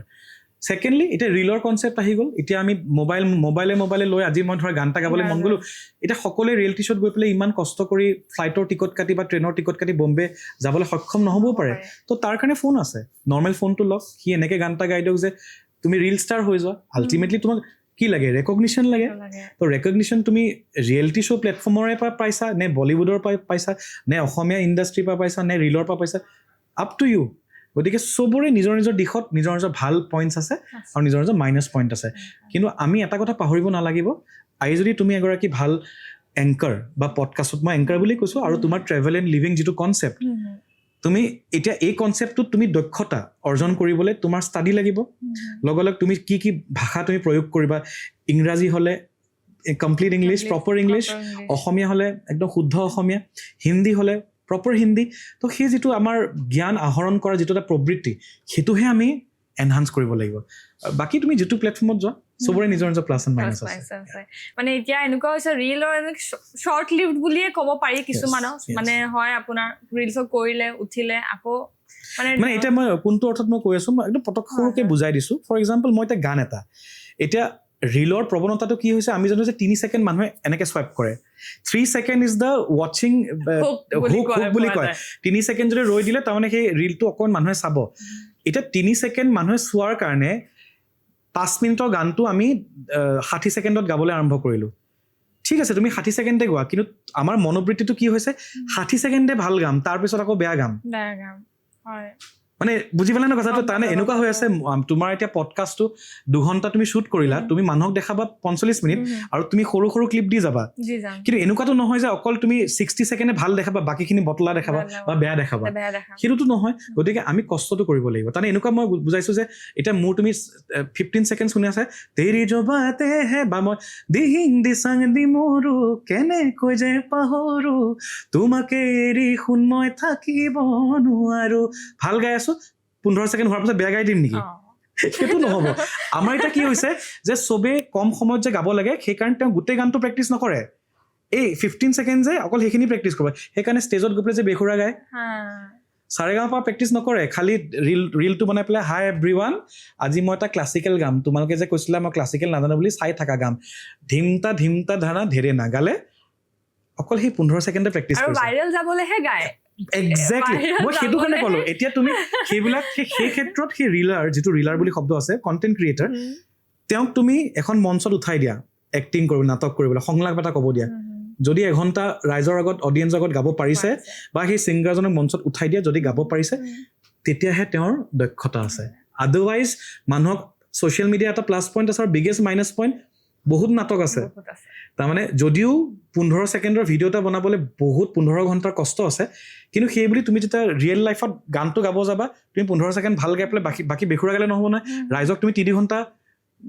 মানে আমোদ দিব লাগিব, এণ্টাৰটেইনমেণ্ট ইজি নহয়, মানে এই লাইভ অডিয়েঞ্চৰ লগত গানটো গোৱা। গতিকে সেইটো যদি দক্ষতা আছে তোমাৰ, তেতিয়াহ'লে আই চেলিউট, ৰেচপেক্ট। আৰু যদি নাই, তেতিয়া তুমি নাটক কৰি আছা। আপোনাৰ বনাই আজিকালি ছিংগাৰবিলাকে, মানে আমি কেইটামান য'ত 30 ছেকেণ্ডৰ মিউজিক হ'ব, য'ত ডান্সবিলাক ভাইৰেল যাব, অকল সেইটো কাৰণেহে বনাই মিউজিক। সেইটো ভাবি পেলাই মানে মেণ্টেলি সেইটো কাৰণেই বনাই যে আমি এতিয়া ৰিচেণ্ট ক্ষেত্ৰত যিহেতু আমাৰ এতিয়া জুবিন দা অকাল বিয়োগৰ পিছত সকলোৱে জুবিন দাৰ বহুতে ৰিল বনাই আছে, মানে এষ্টাব্লিছ আৰ্টিষ্ট হওক বা নন এষ্টাব্লিছ আৰ্টিষ্ট হওক, নিউ কামাৰে হওক বা যোনে নহওক, প্ৰত্যেকে এতিয়া জুবিন দাৰ কাভাৰবোৰ বনাই আছে। আমি নিজেও বনাই আছোঁ, কাৰণ সেইটো আমাৰ আৱেগ অনুভূতি জড়িত হৈ আছে। তাতে মই মন কৰিছোঁ, কিছুমানে ৰিলত ভাইৰেল হ'বলৈ ইমান ধুনীয়াকৈ গাইছে, সেই ছেইম ছিংগাৰজনে যেতিয়া ষ্টেজত গানটো গাইছে, ছেইম গানটো চেছ সুৰ গৈছে, অসুৰ হৈ গ'ল। তো এতিয়া আচল মুখাখনটো ওলাই পৰিলে।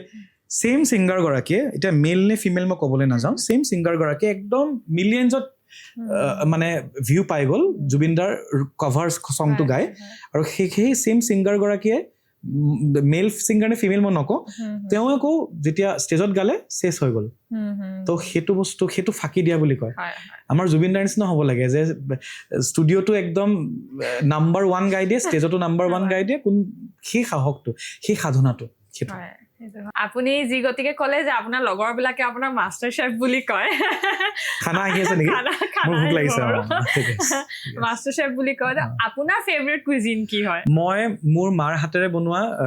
আলু পিটিকা দাইল ভাত, এইটো মোৰ ফেভৰেট। মানে দেট ইজ চামথিং। কাৰণ মোৰ মায়ে বনোৱা আলু পিটিকা দাইল ভাত আৰু মায়ে বনোৱা ভেজ পোলাও, আৰু আগতে মাছৰ টেঙা বুলি কৈছিলোঁ কাৰণ এতিয়া মই ভেজিটেৰিয়ান টাৰ্ণ হৈ গ'লো। মাছৰ টেঙাটো মানে মায়ে খুব ভাল বনায়, সেইটো মোৰ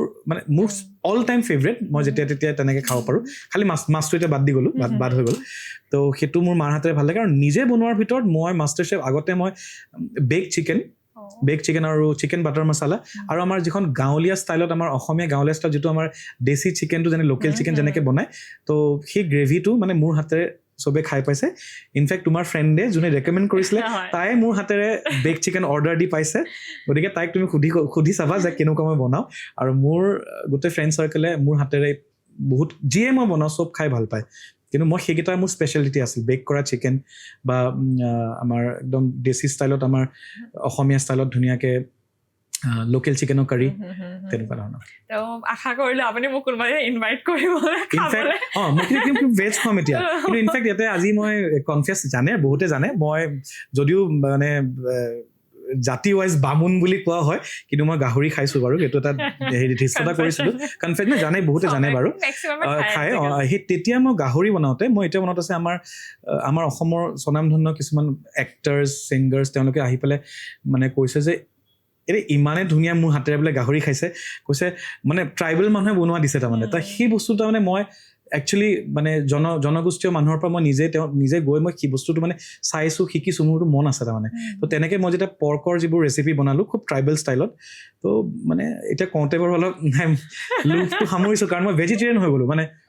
3 মাহ হৈ গ'ল একচুৱেলি। মই ভেজে খাম দিয়ক আপোনাৰ হাতৰ। এতিয়া আপুনি ভেজিটেৰিয়ান কুইজিনবোৰ। আৰু এটা জমনি কথাটো, মই সেইদিনাখনে মোৰ ফ্ৰেণ্ড এগৰাকীক ক'লোঁ, খুব ভাল চিনাকি, মই নামবোৰ এইকাৰণে নকওঁ কাৰণ কিছুমানে পাৰ্চনেল অলপ হেৰি পাব পাৰে। মোক কৈছে, তুমি এটা কাম কৰিবা পেডি, মানে মোক পদ্মনাভ, মোক চবে পেডি বুলি মাতে, তুমি এটা কাম কৰিবা পেডি, গাহৰিটো যেনেকৈ বনাইছিলা সেনেকৈ বনাবা, একজেক্টলি তুমি জোলকণ, সেই গোটেই আঞ্জাকণ তেনেকেই বনাবা, তাতে খালি গাহৰিটোৰ জেগাত তুমি তাতে পনীৰ ঢালি দিয়া, চয়াবিন ঢালি দিয়া, কিন্তু আমাক এনেকুৱা লাগিব যে আমি গাহৰি খাই আছোঁ। মইতো টেনশ্যন নল'বা, একদম তেনেকৈ বনাই দিম। আৰু মই বনায়ো দিছোঁ সেইদিনাখনে। কৈছে গাহৰি টেষ্টত আজি পনীৰ খাই পালোঁ, ভাল লাগিছে বোলে। মানে এজ ইট ইজ বনাইছোঁ, ৰেপ্লিকা বনাইছোঁ, খালি গাহৰিৰ জেগাত তাতে মই পনীৰ ঢালি দিছোঁ বা টফু দি দিছোঁ। মই আশা ৰাখিলোঁ আৰু মাতক নামাতক মই ভাবি লৈছোঁ যে আপুনি মাতিব। আপোনাক খাব লাগিব তেতিয়া আপোনাৰ হাতেৰে। তো আজিতো আপোনাৰ হাতৰ আমি খাব পৰা নাই, আজি আমি ফিউজন এফেয়াৰৰ ৰেষ্টুৰেণ্টত খাম। নতুন ৰেষ্টুৰেণ্ট ভাল লাগিছে। তো আজি আমি সিহঁতৰ হাতৰ খানা খাই চাম। নিশ্চয় তেওঁলোকৰ হাতৰ খানা খাম।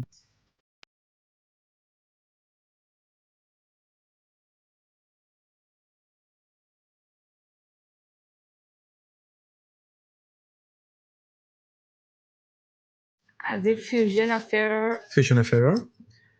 খানা খাবলৈ গৈছোঁ। ফিউজন খানা এটা খাবলৈ গৈ আছোঁ। দেশীয়ে বুলি ক'ম আৰু আমি ৰাজস্থানী টাইপ অলপ। এইটো ৰাজস্থানী কোফতা ন? ৰাজস্থানী কোফতা। আৰু এইটো আপোনাৰ হৈছে মাছৰুম, কঢ়াই মাছৰুম। ঠিক আছে। নৰ্থ ইণ্ডিয়ান খানা খাবলৈ গৈ আছোঁ। নৰ্থ ইণ্ডিয়ান, আপুনি ভেজ হোৱাৰ কাৰণে মাছৰুম আমি প্ৰেফাৰ নো প্ৰব্লেম। ভৱিষ্যতে যদি আৰু ভাল আকৌ যদি মই আহোঁ, আমি কোনোবা একদম কি বুলি কয় এথনিক, আমাৰ ট্ৰেডিচনেল ধুনীয়া জেগাত ক'ৰবাতে জুহাল চুহাল একদম গাঁৱৰ পৰিৱেশত কৰিম।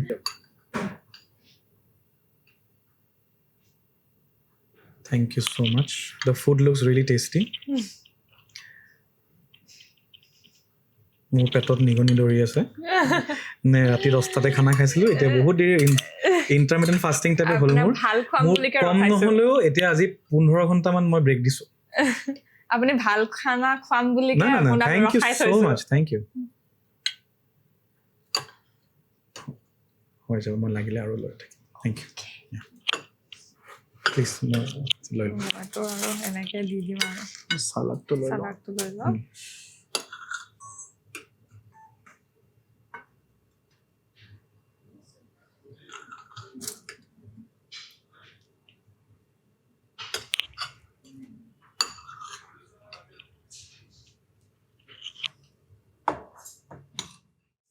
স্যাৰ আপনি ট্ৰাই কৰে চাওক Sure, এটা কোফতাটো sure. আৰু একদম নিজৰ গাঁৱলীয়া দেশী ষ্টাইলত এনেকৈ হাতেৰে খাই ভাল লাগে মই কোফতাৰে আৰম্ভ কৰিছোঁ বাৰু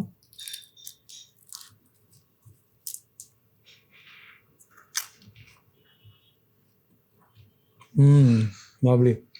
I think দৈ দিছে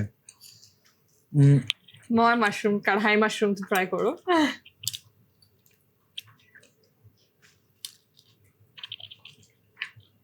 was it? ইমান মাছৰুমটো বহুত টেষ্টি হয় let me check the mushroom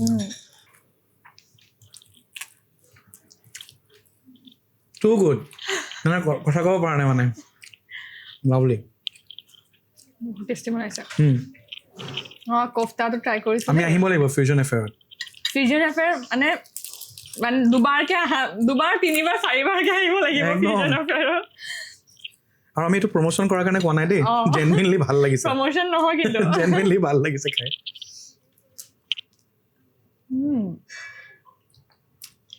কোফতাটো try কৰি চাওঁ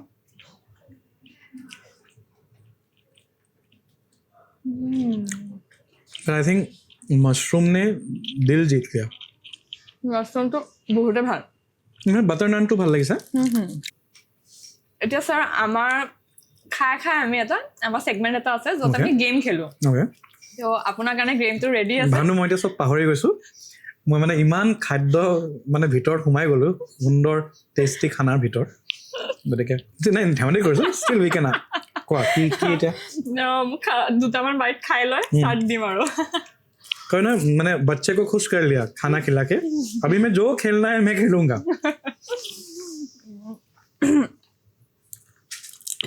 আজি মোৰ 15 ঘণ্টা প্ৰায় আফটাৰ গুড ৱেইট ড্ৰিংকটো এবাৰ খাওঁ গ্ৰীণ এপল হয় মোৰ এইটো ভাল লাগিছে মানে চুইটনেছটো কম মই যেনেকৈ মানে প্ৰেফাৰ কৰোঁ তেনেকৈ দিছে ভাল বনাইছে এইটো এতিয়া আমি গেমটো ষ্টাৰ্ট কৰিবলৈ গৈ আছোঁ দেখিছনে আঙুলি চৰে মই একো নাই আপুনি খানা এনজয় কৰি পুৰা enjoy কৰিছোঁ। গেমটো খেলক আমাৰ গেমটোৰ নাম হ'ল চিং ইয়ৰ আনচাৰ Sing your answer. হয় মানে আপুনি যোনটো আনচাৰ দিয়ে কিন্তু গাই গাই- আনচাৰটো আপোনাৰ নিজৰ সুৰ মিলাই দিয়ক মাই গড মানে ইফালে খানা খুৱাইছা ইফালে গান গোৱাইছা ডিফিকাল্ট হ'বচোন টৰ্চাৰ দিছো নেকি No. আপোনাক ট্ৰাই কৰিম মই কোনদিন ট্ৰাই কৰা নাই এনেকৈ অ'কে আপুনি যেনেকে মোৰ লগত কথা পাতিছে কথাখিনিত আপুনি সুৰ লগাই দিব লাগিব তাকো খানা খাই খাই তাকো খানা খাই চেলেঞ্জ চেলেঞ্জ এইটো চেলেঞ্জ হয় কাৰণ মই খানা খাওঁতে মই কথাও নাপাতো হয় তুমি খানা খাওঁতে মোক গানো গোৱাবা এতিয়া য়েছ ঠিক আছে Question 1. If your life were a dish, sing what it would taste like. If my life was a dish If your life were a dish, মানে আমাৰ খান dish হে হয়। এটা ডিছ এটা হয় যদি Dish হয়, আপুনি কেনেকুৱা টেষ্ট কৰিব? যদি মই লাইফৰ মই গাই দিম মই Yes. প্ৰথম কৈ লৈছোঁ Okay. কথাটো যদি লাইফৰ মোৰ মানে অভিজ্ঞতা অনুযায়ী যিখিনি অভিজ্ঞতা পাইছোঁ সেইটো হিচাপত যদি মই এটা ডিছ ক'ব লাগে গাই তেতিয়াহ'লে সেইটো तब वो बनेगा एक चटपटा सा भेल पूरी या फिर एक चना मिक्स चना क्यों कारण क्योंकि उसमें होगा खट्टा मीठा सब कुछ लेकिन मैं बात कर रहा हूँ मैं गाना नहीं गा रहा हूँ ये तो बेलेग चैनल से सर वो डिश होगा एक चटपटा सा भेल पूरी या फिर चना मिक्स चना क्योंकि उसमें होगा खट्टा या मीठापन जिंदगी का स्वाद আৰু নোৱাৰিছোঁ আৰু ইয়াতকে আৰু বেয়া নোৱাৰিম আৰু ইয়াতকে নোৱাৰিছোঁ কাৰণ গান গাই মানে নিজৰ মনৰ কথাখিনি এটা সুৰত কৈয়ে কোৱাইট চেলেঞ্জিং হা থেংক ইউ মই ইমান বছৰে গানৰ লগত জড়িত হৈ আছোঁ এইটো ভাল চেলেঞ্জ এটা পাইছোঁ thank you Thank you. Second, sing a line that describes your relationship with your phone. तेरे बिना जिंदगी से कोई शिकवा तो नहीं शिकवा नहीं शिकवा नहीं शिकवा नहीं ফোনটোৰ লগত আৰু কি চিকায়ত কি ৰাখিম মই ফোনটোৱে মেইন নহয় জানো আমাৰ কিবা এটা হ'লে ফোনটো গায়ব হ'ব লাগিলে আমাৰ উশাহ নিশাহ বন্ধ হৈ যাব নিজৰ প্ৰেমিকাকো পাহৰি যাব কিন্তু ফোনটো প্ৰথম লাগিবই থাৰ্ড হ'ল sing a line that describes your current mood. Currently যিটো চিটুৱেশ্যন চলি আছে মোৰ এইটো গান মনত পৰিছে আকাশে গাতে ল'বৰে মন সাগৰ তলিত শুবৰে মন মনৰ চিলা উৰুৱাই জীৱনে যদিও খানা খাই আছো এই মানে সেই গানটোৱে মানে ইমোচনেল কৰি দিয়ে মই সেই ট্ৰেইলাৰটো মোৰ অলপ মই যি গতিকে ফুল মুভিখন চোৱা নাই মোৰ ট্ৰেইলাৰটো আহি গৈছে মানে ট্ৰেইলাৰটো আহি গৈছে হয় হয় Question 4 হ'ল What's your go-to lie when you don't want to go out? এতিয়া আপোনাৰ লগৰবিলাকে আপোনাক এটেক কৰি দিব মোৰ যে যাবলৈ মন নাথাকে ন ক'ৰবাত মই চিধাই কওঁ মোৰ মন নাই যোৱা মোৰ একো বাহানা নামাৰোৱে ডাইৰেক্ট কৈ দিয়া মই মানে I am very straightforward মোৰ মতলব নাই মই কয় মই একদম যাবলৈ মন নাই কামো নিদিবি মই মানুহটো খুব নিজৰ স্পেচত থকা মানুহ আৰু মই হেল্প কৰোঁ বহুত হেল্প কৰোঁ মানুহবিলাকক কিন্তু কেতিয়াবা যে একদম যাবলৈ মন নাই মই এক্সট্ৰা বাহানা নামাৰোঁ মই চিধাই কওঁ মই একদম নাযাওঁ মোৰ মন যোৱা নাই মানে মোৰ মানে মুডটো হেৰি হোৱা নাই মই তেনেকৈ ক'ব পাৰোঁ এতিয়া আপুনি সেইটো গাই পেলাই ক'ব লাগিব অ' মাই গড মই কি ক'ম এতিয়া হিন্দীত গাম নে অসমীয়াত গাম নে ইংৰাজীত গাম বেছি আকৌ হিন্দীত গাই থাকিলে কোনোবা আকৌ ক'ব নে বেছি হিন্দীকে কৰি আছে আকৌ অসমীয়াত গ'লে ক'ব যে হিন্দী অডিয়েঞ্চকে ক'ব যে কিয়া বল ৰে অ' কৰোঁ তো কিয়া কৰোঁ মই যেতিয়া বাহানা দিব লাগে যে মই ক'ৰবাত নাযাওঁ মই কওঁ যে মোৰ মুডে নাই ইয়াতকে বেয়া সুৰ আৰু হ'ব নোৱাৰে The worst tune ever I have made in your show এই চেলেঞ্জটো মই লাইফ লং মনত ৰাখিব কিন্তু মানে মাই god but it's okay it's a challenge still আপুনি বহুতখিনি পাৰিছে আগৰ বিলাকো এনে কৰিছিলা নেকি নাই গানৰ মোৰ চেলেঞ্জ ন this is I like this challenge হা এইটোৰ ওপৰত মই কাম কৰিম এতিয়া ইমান বছৰ মই কাম কৰি এনেকে যে মই উত্তৰটো দিবলৈ যে গানৰ এটা সুৰত দিব লাগিব ইট ইজ সো ডিফিকাল্ট মই ভাবি আছো ছাৰক কি গেম খেলিব যায় মানে দিছ ইজ ডিফিকাল্ট মোৰ মাথাত হঠাতে বস্তুটো যে এইটো কৰাব পাৰিছো এইটো মই এইটো মানে মই লাগিলে তোমাৰ এই কনচেপ্টটো ক'ৰবাত মই তোমাক ফোন কৰি ধাৰে ল'ম তাৰমানে ক'ৰবাত মই যে ইমান দি পাৰিছো ৰাউলি ইটস আ চ্যালেঞ্জ আমাৰ লাষ্ট কোৱেশ্চনটো হ'ল imagine this you just achieved your biggest dream sing your thank you speech শুক্ৰিয়া মেহৰবানী কৰম এইটো মনত পৰিছে এইটোৱে যে ভালকে কৈছে বাকীকেইটা যে ইমান বেয়া হৈছে নাই আপুনি বহুত ভাল কৰিছে আৰু জুবিন দাৰ গানটো গাওঁতে সেইটোহে মই মানে মনটো যি পেলাই গাইছো বাকীকেইটা যে বিৰাট বেয়া নিজে কৈছো মই গেমটো শেষ হ'ল আৰু এতিয়া খানাটো তুমিও ভালকে খাই লোৱা মোৰতো খানা চলিয়ে থাকিব আৰু হৈ গ'ল ছাৰ জেনেৰেলি দেখা যায় যে আপোনাৰ এণ্টাৰটেইনমেণ্ট ইণ্ডাষ্ট্ৰীত মানুহবোৰে নিচাজাতীয় বস্তু বহুত কনজিউম কৰে যেনেকৈ এলকহল এণ্ড অল ভাং তো সেনেকুৱা আপোনাৰ মানে সিহঁতৰ এনেকুৱা লাগে নেকি যে এই নিচাজাতীয় বস্তুটো আমি কনজিউম কৰিলেহে ভাল পাৰফৰ্ম কৰিব পাৰিম বা এইটো খালেহে আমি ভাল এটা মানে এনেকুৱা এটা জ'নত যাম য'ত আমাৰ আইডিয়াছবোৰ বেছি আহিব তেনেকুৱা এটা হয় নেকি এইটো ইণ্ডাষ্ট্ৰীত এইটো মানে খুব আনচাৰটো খুব ছাবজেক্টিভ হ'ব ছাবজেক্টিভ মানে ব্যক্তি বিশেষে চবৰে বেলেগ বেলেগ এটা আনচাৰ হ'ব এইটো মানে মই জেনেৰিক ক'ব নোৱাৰিম কিন্তু এনেকুৱাও নহয় যে অকল যে সংগীত জগতত বা এণ্টাৰটেইনমেণ্ট ইণ্ডাষ্ট্ৰীতে যে মানুহবোৰ যথেষ্ট নিচাজাতীয় বস্তুত মানে আকৃষ্ট হয় বা আকৰ্ষিত হয় বা বেছি সেৱন কৰে প্ৰত্যেকটো দিশতে খায় মানুহে মদ ভাং চাদা চিগাৰেট বিড়ি খায় সেইটো এটা পাৰ্চনেল চইচ কোনোবাই খাইছে কিন্তু মই মানে মোৰ ক্ষেত্ৰত ভাবোঁ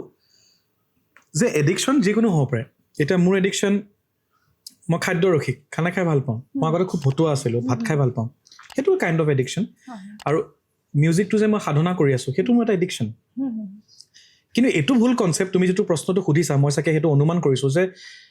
তোমাৰ যিটো প্ৰশ্নটো সেইটো উত্থাপন কৰিছা মোৰ এনেকুৱা লাগিছে হয় এনেকুৱা জৰুৰী নহয় যে মদ ভাং চাদা চিগাৰেট বিড়ি খালে যে তুমি ভালকৈ গান এটা গাব পাৰিবা আৰু নাখালে যে নোৱাৰিবা তেনেকুৱা কোনো কথা নহয় হয় কিছুমানে চাগে ড্ৰিংকছৰ পিছত এটা কিক পায় এটা এনাৰ্জি পায় আৰু সেইটো চাগে মই ড্ৰিংকছৰ পিছত এনাৰ্জি নাপাবও পাৰোঁ গতিকে মই মোৰ পাৰ্চনেল লেভেলত মই সুৰা পান ধূম্ৰপান একো পানেই নকৰোঁ আজিলৈকে কৰি পোৱা নাই সেইটো মোৰ এটা পাৰ্চনেল চইচ আৰু তাৰ কাৰণে মই ভালো হৈ যোৱা নাই বা বেয়া হৈ যোৱা নাই সেইটো এটা ডিফাৰেণ্ট কনচেপ্ট দেই নিজকে ভাল দেখাবলৈ যোৱা নাই কিন্তু মই ভাবোঁ যে মোক আকৌ কোনটোৱে কিক দিয়ে মই যদি ৰিয়াজ কৰোঁ প্ৰেক্টিচ কৰোঁ তো ভালকৈ যেতিয়া প্ৰেক্টিচ কৰোঁ মই ভালকৈ গানটো গাব পাৰিম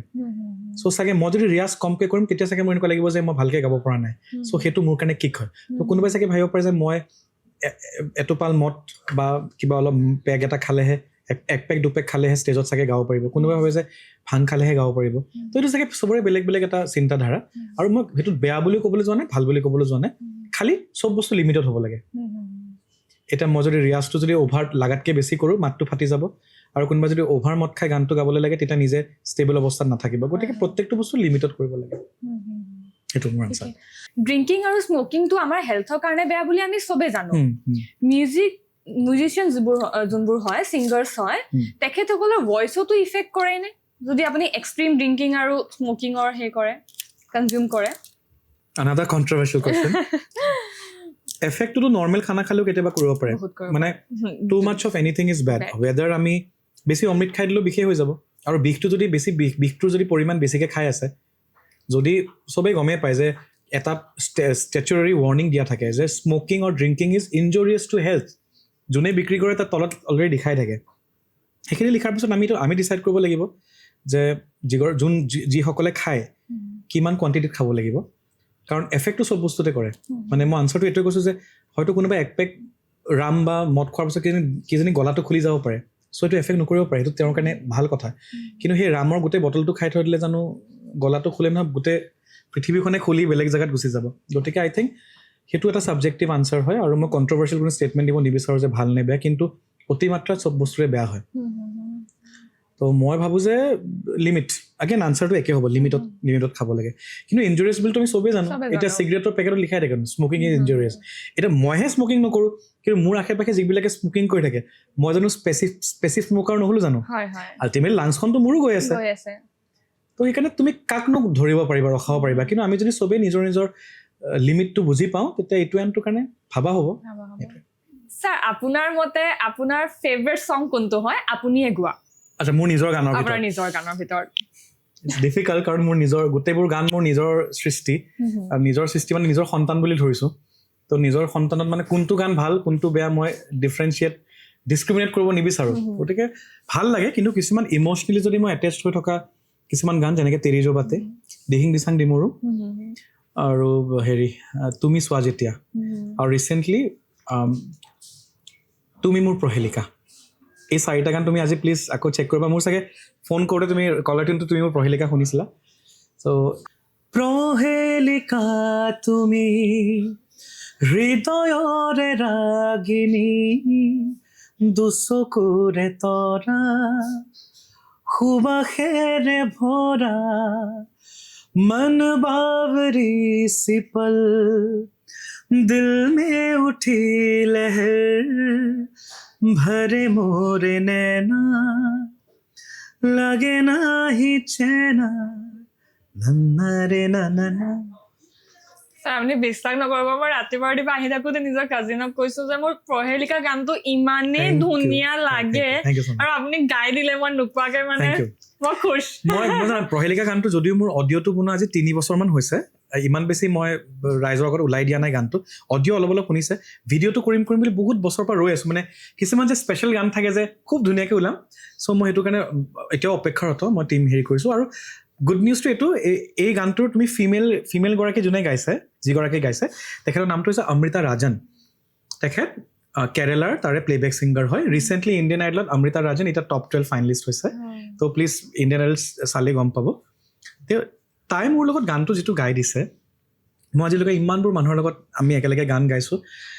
ফিমেল ছিংগাৰৰ ভিতৰত মানে মোৰ অন্যতম যদি ফেভৰেট বুলি কওঁ মানে এতিয়া শ্ৰেয়া ঘোষালতো একদম লেজেণ্ড লেভেলৰ তাৰপিছত আমাৰ যিখিনি সমবয়সৰ যিখিনি আমি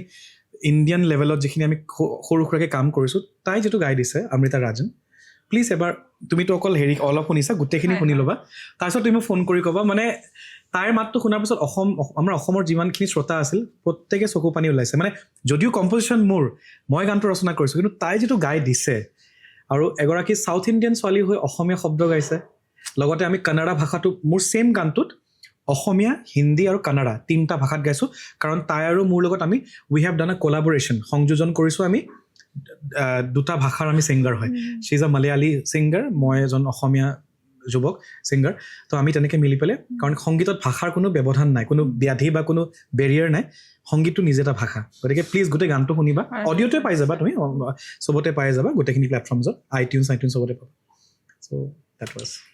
মোৰ এবছলুট ফেভৰেট যদি আপোনাৰ গানৰ ভিতৰত কোনটো ভাল লাগিছে বুলি মোক Thank সোধে you. মই প্ৰহেলিকাটো প্ৰহেলিকা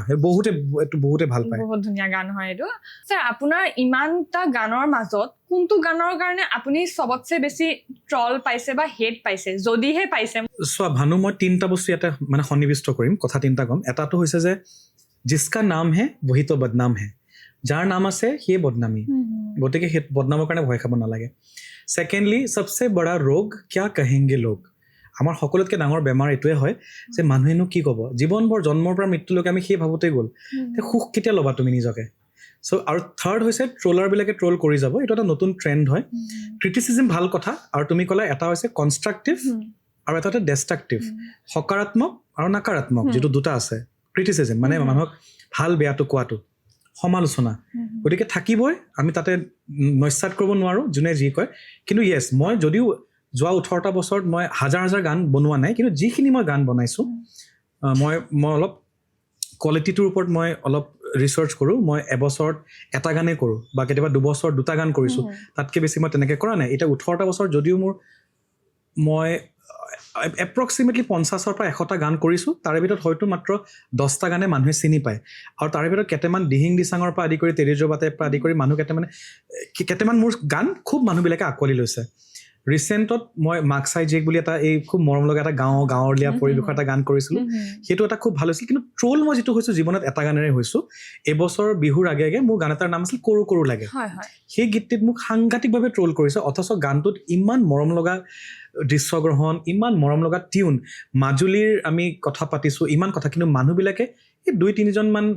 কণ্টেণ্ট ক্ৰিয়েটাৰ আছিলে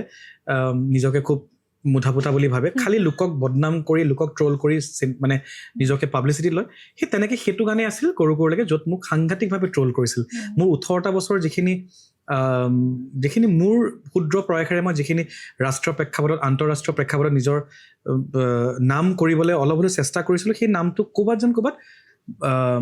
মুচিবলৈ ম্লান কৰিবলৈ বহুতে চেষ্টা কৰিছিলে কিন্তু লাভ নাই কাৰণ মই নিজৰ কৰ্ম কৰি গৈছোঁ গতিকে কৰো কৰো লাগে গানটো তুমি এতিয়াও তুমি শুনিবা শুনিছো আৰু অসমীয়া মই কৈছোঁ যে অসমীয়া বিহুসুৰীয়া টাইপ গানৰ ভিতৰত মোৰ নিজৰ গানৰ ভিতৰত মোৰ অন্যতম এইটো ফেভৰেট ছং কিন্তু মোক নামৰ কাৰণে মোক এনেকৈ ট্ৰল কৰাইছিলে সাংঘাতিকভাৱে মোক বিচাৰিছে যে তেওঁক মানে কৈ মানসিকভাৱে তেওঁক আমি ভাগৰাই দিম কিন্তু উল্টাটো হ'ল সেইটোৰ পিছত আৰু যিখিনি নাজানিছিলে মোক সেইখিনিও জনা হৈ গ'ল মোক গুৰ মাৰি গংগাত পেলাই দিলে আগতে যদি মোক যিখিনি ক্লাছী মানুহবিলাকে যিখিনি বাৰ ভাল মানুহখিনি মোক যদি চিনি পাইছিলে এতিয়া গোটেইখিনি চিনি পোৱা হৈ গ'ল তো সেই বস্তুটোত মই তেওঁক ধন্যবাদ দিম তেওঁ গুৰ মাৰি গংগাত পেলালে তো তেওঁ ট্ৰলাৰে হৈ থাকক আমি স্ৰষ্টা হৈ থাকিম মই গানটো শুনিছো আপোনাৰ মই গোটেইটো তেনেকুৱা একোৱে নাই কোনো তাতে অশ্লীল মন্তব্য কৰিব পৰা একোৱে নাই একো নাই তো জানি বুজি তেওঁলোকে মোক এইটো বহুত ট্ৰল কাৰণ গম পাইছে ইমান বছৰে তেওঁ সৎ পথৰে কাম কৰি আছে অকণমান নামাই দিওঁ আৰু আমাৰ অসমীয়াৰ অকণমান কিছুমান জেগাত আমি কেঁকুৰা জাতি বুলি আমি বদনামী আছোঁ দেই অসমীয়া জাতি কেঁকুৰা বুলি বদনাম এটা আছে তো ক'ৰবাত ন ক'ৰবাত সঁচা যেন লাগে আমি যেতিয়া মন কৰিবাচোন আমি কণ্ঠশিল্পীয়ে হওক বা যোনে নহওক আজি জুবিন দাৰ ক্ষেত্ৰত মই কৈছোঁ তেওঁ জীৱিত অৱস্থাত তেওঁকো কিমান মানুহে ট্ৰল কৰিছে আজি মৃত্যুৰ পিছত তেওঁ ভগৱান বুলি এতিয়া মানুহে গম পাইছে জীয়াই থকা সময়ত কিয় ইমান বেয়াকৈ কৈছিলে তো ইয়াতকৈ আৰু আমাৰ উত্তৰ দিব লগা একো নাই গতিকে ট্ৰলাৰবিলাকৰ কামেই হৈছে আমাক ট্ৰল কৰি থাকিব আজি তুমি ইমান ধুনীয়াকৈ আৰম্ভ কৰিছা এটা তোমাৰ যাত্ৰা তাতে তোমাক কিমান মানুহে বেয়া ক'বলৈ আৰম্ভ কৰিলে আৰে ভাই ভালকৈ যদি ক'ব নোৱাৰা প্লিজ বেয়া নক'বা মনে মনে থাকা কয় নহয় যদি মই তোমাক উপকাৰ কৰিব নোৱাৰোঁ এটলিষ্ট অপকাৰ কৰাটো উচিত নহয় গতিকে মোৰ এইটো কথা মনত ৰাখিবা যে জিচকা নাম হে বহি বদনাম হে যাৰ নাম আছে সিয়ে বদনামী এণ্ড দেন सबसे बड़ा रोग क्या कहेंगे लोग एंड ट्रोलार्स के लिए থাকক ট্ৰলাৰ আমাৰ কোনো কথা নাই এতিয়া যেনেকৈ মই তোমাক কথোপকথনখিনি কৈ আছোঁ তাতে মই ইংৰাজী ভাষাও কৈছোঁ অসমীয়াও কৈছোঁ হিন্দীও কৈছোঁ কাৰণ প্ৰত্যেক ভাষাৰ মানুহে চাব পডকাষ্টটো ইণ্টাৰভিউটো কিন্তু তাতেও আকৌ আমাৰ কেইটামান মুঠাপুটা অসমীয়া অভিধানৰ ধ্বজাবাহক ওলাব মানে ইংলিছতো কৈ the flag bearers of Assamese culture কেইটামান ওলাব ক'ব এই বৰ ইংৰাজী কৈছে ইংলিছমেন বৰ হিন্দী কৈছে এনে গোটেই বলিউড থাকিবনে তেনেকুৱা কিন্তু সিহঁতক খাতিৰ নকৰিবা নিজৰ কাম কৰি যোৱা এনেকুৱা কথাবোৰ শুনিলেহে মটিভেশ্যন এটা পোৱা যায় যে মানে আৰু কামটো কৰোঁ নেকি, বেয়াই হওক ভালেই হওক, যদি মই চেষ্টা কৰি আছো কামটো আচ্ছা তুমি কৰিবলৈ, ভুল কৰিলে শুধৰাব পাৰিবা। হয় সেইটোৱে। আজি মই যদি কিবা এটা কৰি আছো, তুমি আজি মোক যিটো চেলেঞ্জ দিছা খানা খাই খাই, মই উত্তৰটো গানৰ সুৰত দিব লাগিব। মোৰ ইমান বছৰ জাৰ্ণিত মই আজিলৈ কৰি পোৱা নাই, আজি ফাৰ্ষ্ট টাইম কৰিলো, ভুলে শুদ্ধ এটলিষ্ট কৰিছোতো। চব বস্তুৰে ফাৰ্ষ্ট টাইম হয়, ষ্টিল আপুনি বহুতখিনি ভাল কৰিছে সেইটো। আমি ইমান ধুনীয়া ধুনীয়া কথাটো আপোনাৰ পৰা শুনিলোৱে। এতিয়া মই দেখিছোঁ আপোনাৰ এটা ভিডিঅ' আছে, আৰু আই থিংক আপুনি জুবিন দাক বহুত ভালকৈ চিনি পায়। মই বিচাৰোঁ যে আপুনি এটা ভাল মেমৰি তেখেতৰ লগত শ্বেয়াৰ কৰিব যদি পাৰে আমাৰ লগত। জুবিন দাৰ সান্নিধ্য পাবলৈ সঁচাকৈ প্ৰথম কথা ভাগ্যৱান হ'ব লাগিব। আৰু মই ভাবোঁ যে মোৰ মাৰ আশীৰ্বাদত, ভগৱানৰ আশীৰ্বাদত মোৰ সেইখিনি ভাগ্য হ'বলৈ সক্ষম যে মই জুবিন দাৰ সান্নিধ্য ভালকৈ পাইছোঁ, যিখিনি সময় পাইছোঁ। মই ইণ্ডিয়ান আইডল 2007 চনত ঠিক যেতিয়া ফাইনেলিষ্ট হ'ম, আৰু সেইখিনি সময়ত মই নিজৰাপাৰৰ বাসগৃহত আমাৰ সকলোৰে শ্ৰদ্ধাৰ শিল্পী সুধাকণ্ঠ ডক্টৰ ভূপেন হাজৰিকাদেৱৰ ভৰি চুই চৰণ সেৱা কৰি মই ইণ্ডিয়ান আইডল জইন কৰিব গৈছোঁ। আৰু তাৰপৰা যেতিয়া মই সুনাম কৰি উভতি আহিছোঁ, আহি পেলাই মোৰ জীৱনৰ যি প্ৰথম শ্ব' কৰিব আহিছোঁ, য'ত এৱাৰ্ড পাইছোঁ, মই জুবিন দাক লগ পাইছোঁ। গতিকে দুজন লেজেণ্ড মোৰ সান্নিধ্য পাইছোঁ। এগৰাকী কম্পিটিশ্যন যোৱাৰ আগত পাইছোঁ ভূপেন হাজৰিকাৰ, আৰু কম্পিটিশ্যনৰ পৰা উভতি অহাৰ পিছত জুবিন দাক লগ পাইছোঁ। সেই সান্নিধ্য যে প্ৰথম পালোঁ, প্ৰথম দিনাখনে তেওঁ মোক আপোন কৰি পেলাইছিলে। মোৰ মাক খুৰী বুলি কৈ পেলাই সেৱা কৰিছিল জুবিন দাই, নিজৰ মা নিচিনা মৰম কৰিছিল, আৰু মোক কৈছিল তই চবকে প্ৰথম জুবিন দাই লগ পালে তই সম্বোধন কৰে। আৰু আমাৰ মানে ঘৰখনত তই বস্তুটো বেছি নচলে, তুমি বা আপুনি তেনেকুৱা চলি থাকে। ঘপকৈ যেতিয়া তই বুলি কিবা কৈ কিমান আপোন মানে হ'ব লাগিব তই বস্তুটো। তই যোৰহাটৰ হয় ন, এনেকৈ মোক ক'লে। মই ক'লোঁ নহয় মই যোৰহাটৰ, মই গুৱাহাটীৰ লোকেল, এনেকৈ ক'লোঁ। মানে মই উজান বজাৰত জন্ম হৈছোঁ, খাৰগুলিত জন্ম, লোকেল ইয়াৰে। নহয় তোৰ দেউতাহঁত কৰ? মই কৈছোঁ দেউতাৰ জন্ম উজান বজাৰ খাৰগুলি, ককাৰ জন্ম ক'ত? মই কৈছোঁ ককাৰো ইয়াতে হৈছে। তোৰ আজু ককা ক'ত? মই কৈছোঁ মাজুলী। সেইয়া তই যোৰহাটৰ। তো মানে that is my first conversation with him. মানে এই যে যিটো আপোন অন্তৰংগ এটা আলাপ, আপোনতা যিটো আছে, তো মই মানে ভাবিলোঁ মানুহজনে ইমান আপোনভাৱে কথাখিনি কৈছে। মাক সেৱা কৰি পেলাই, তাৰপিছতে সেই যে মৰমটো, তেনেকৈ ইমান বছৰ যেতিয়াই লগ পাওঁ সদায় মোক তেনেকৈ, আৰু মোক মানে সৰু ল'ৰাৰ নিচিনা মৰম কৰে। মোক কয় পদ্মনাভক দেখিলে সেই পোৱালি এটা লাগে, কাৰণ বহুত কম বয়সৰ পৰাই মই গানৰ জগতত সোমাইছোঁ। যে সৰু সৰু বাচ্ছা, কিন্তু সি ভাল গান গায়, তাক একদম পোৱালি মৰম লগা, শকত আবত, মানে বহুত শকত আছিলোঁতো তেতিয়া। তাৰপিছতে সেইখিনি সময়ত, আৰু তাৰপিছত এই যিটো জুবিন দাৰ ইণ্টাৰভিউ লোৱাটো আজিৰ পৰা 10 বছৰ আগত, তেতিয়া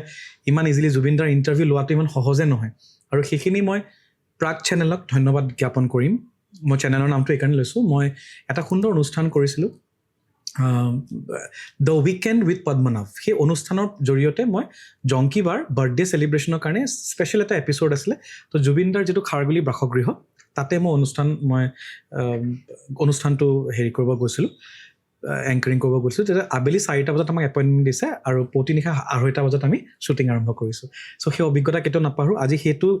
সেই শ্বুটিং কৰা দিনটোত জুবলি বা মই, জুবিন দা, আমি যেনেকৈ সেই গোটেই দিনটো ফূৰ্তি ফাৰ্তা কৰিছোঁ, কথা পাতিছোঁ, পুৱতি নিশা গান গাইছোঁ। আৰু সেই এটা মোমেণ্ট, ডিভাইন মোমেণ্ট বুলি যিটো কয়, যে মায়াবিনী ৰাতিৰ বুকুত, সেই গানটোত জুবিন দাই মোক কৈছে তই কি আজি এংকাৰিং কৰি থাকিবি নেকি? তইতো গায়কহে, সিহঁতে তোক এংকাৰিঙৰ পইচা দিলে বুলি তই এংকাৰিঙে কৰিবি নেকি? তই মোৰ এটা আহিছ, গাবই লাগিব, এনেকৈ চবৰে আগত দম দি মোক কৈছে। তো মই ক'লোঁ দাদা মোক মানে আজি গানৰ কাৰণে হেৰি নকৰে, মানে এংকাৰিং কৰিবৰ কাৰণে মোক ৰাখিছে তেওঁলোকে। মই বহুত সৰু তেতিয়া। উল্টাই ডাইৰেক্টৰক ধমকি দিছে, সি গাব লাগিব পদ্মনাভে, মোৰ লগত তই মায়াবিনী গা। তেতিয়া দাদাই মোক তেতিয়া গাব দিছে। সেই গানটোৱে আজি দাদাৰ মহাপ্ৰয়াণৰ পিছত সেই গীতটোৱে গোটেই ৱৰ্ল্ডত, আমি গাই থকা সেই পাৰ্টটো গোটেই ৱৰ্ল্ডত কেনেকৈ ভাইৰেল হৈছে, সেইটো মানে আশীৰ্বাদ। মোক সেইদিনাখন জুবলি বাই কৈছে যে চোৱা পদ্মনাভ, আমি যে গল্ডিদাৰ লগত ৰাতি যে পুৱতি নিশা 2:30 বজাত গাইছিলোঁ, আমি কেতিয়াবা ভাবিছিলোঁ নে এই বস্তুটো আজি যে এনেকৈ যে আমাক মানে অন্তৰত যে এনেকৈ এটা কি বুলি ক'ম, এটা ইমান ডাঙৰ প্ৰভাৱ পেলাই যাব। এতিয়াহে আমি তাৰে আচল মহত্বটো গম পাইছোঁ। সেই ৰাতি 2:30 বজাত ডিভাইন ফিলিং। আৰু জুবিন দাই ইমান জেগাত মায়াবিনী গাইছে, তেওঁতো আৰু সংগীতৰ ভগৱান, কিন্তু সেইদিনাখনে যিটো তেওঁ মানে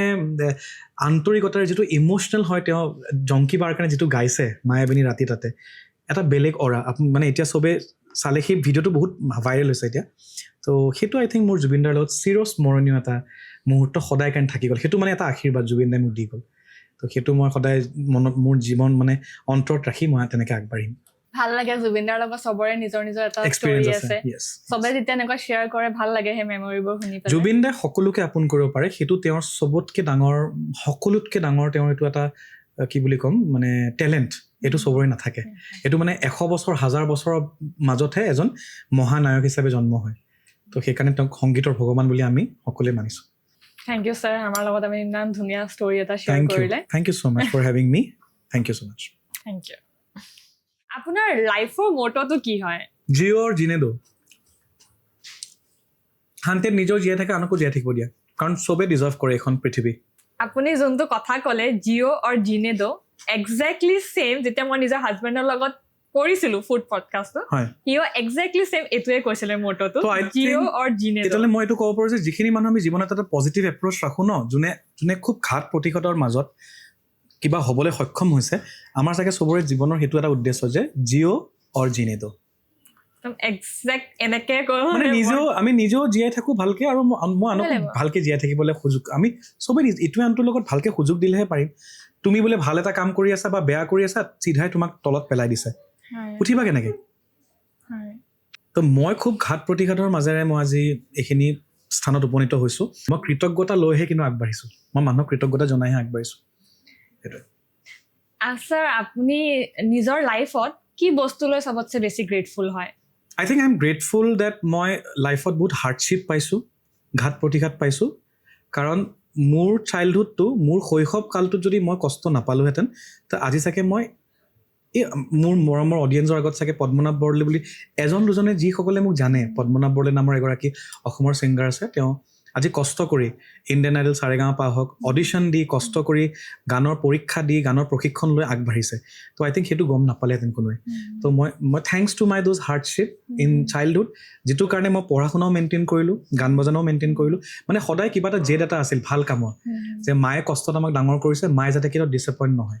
যাতে এইটো ক'ব নোৱাৰি যে মোৰ ল'ৰাকেইটাক ইমান কষ্ট কৰি ডাঙৰ কৰিলোঁ সমাজত বেয়া নামহে কৰিলে নাই এটলিষ্ট মায়ে এতিয়া সগৌৰৱে কৰে যে 3টা আমি পুত্ৰ আছোঁ আৰু 3টাক লৈ মায়ে প্ৰাউড ফিল কৰে আমাৰ এচিভমেণ্ট সেইটোৱে তাৰমানে মাক যে আমি সুখটো দিলোঁ যে সেইটো মোৰ এচিভমেণ্ট মোৰ এইটো এচিভমেণ্ট নহয় যে আজি মই বলিউডৰ টপ মোষ্ট ছিংগাৰ হ'লোঁ কালি মই হলিউডৰ হৈ গ'লোঁ সেইটো এটা মেটেৰিয়েলিষ্টিক থিং কিন্তু আচল ছাকচেছটো যে আমি যে মাক কোনোবা হয়তো ৰিক্সা চলাই হ'লেও যে কষ্টৰ পইচা আহি মাকক এটা মৰ্টন হ'লেও খুৱাইছে সেইটো এচিভমেণ্ট আই থিংক সেইটোহে মই গ্ৰেটফুল সদায় আৰু মোক যোন মানুহে লাইফত সহায় কৰিছে মই সদায় কৃতজ্ঞ আৰু যিবোৰ মানুহে মোক খুব কষ্ট দিছে মই তেওঁলোকৰ ওপৰতো কৃতজ্ঞ বেছিকৈ কৃতজ্ঞ কাৰণ তেওঁলোকে মোক কষ্ট দিছে কাৰণে আজি মই এইখিনি হৈছোঁ তেওঁলোকে মোক পুছ কৰিছে যে তই নোৱাৰ যেতিয়া মোক কয় তই নোৱাৰ বুলি মই তেতিয়া ভাবোঁ যে মই পাৰিম আই থিংক লাইফত মই সেইটোৱে গ্ৰেটফুল 100%. ভাল লাগিল ছাৰ আপোনাৰ লগত ইমান কথা পাতি এতিয়া আমাৰ এপিছডটো শেষ হ'বলৈ গৈ আছে আপুনি নিজৰ ধুনীয়া এটা গানেৰে এই এপিছডটো শেষ কৰিবলৈ আমি তুমি চোৱা যেতিয়া মোৰ গান এটা এনেকুৱা আছিল তুমি চোৱা যেতিয়া বৰষা নামে বতাহ বলে ফুল ফুলে পদূলিত চাকিতি চলে কিন্তু মই এইখিনিতে ক'ম যে মোৰ খুব ভাল লাগিল তোমাৰ লগত পডকাষ্ট কৰি যদিও মই বহুত মানুহৰ লগত পডকাষ্ট কৰিছোঁ এণ্ড সকলোৰে নিজৰ এটা বৈশিষ্ট্য থাকে স্পেচিয়েলিটি থাকে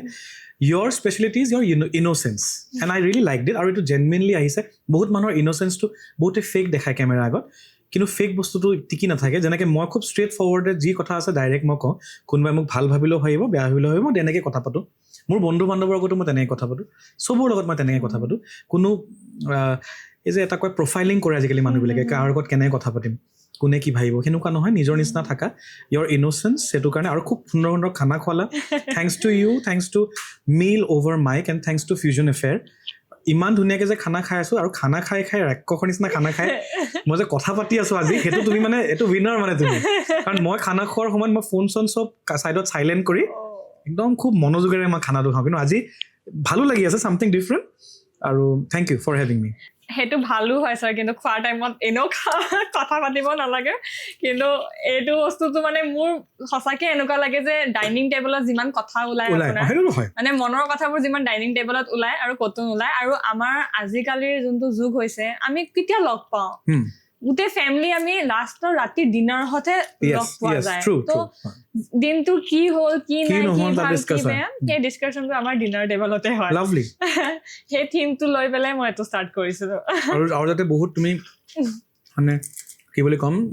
এচিভমেণ্ট কৰা থেংক ইউ আৰু সেইটো কাৰণে মোৰ ফালৰ পৰা blessings thank you thank U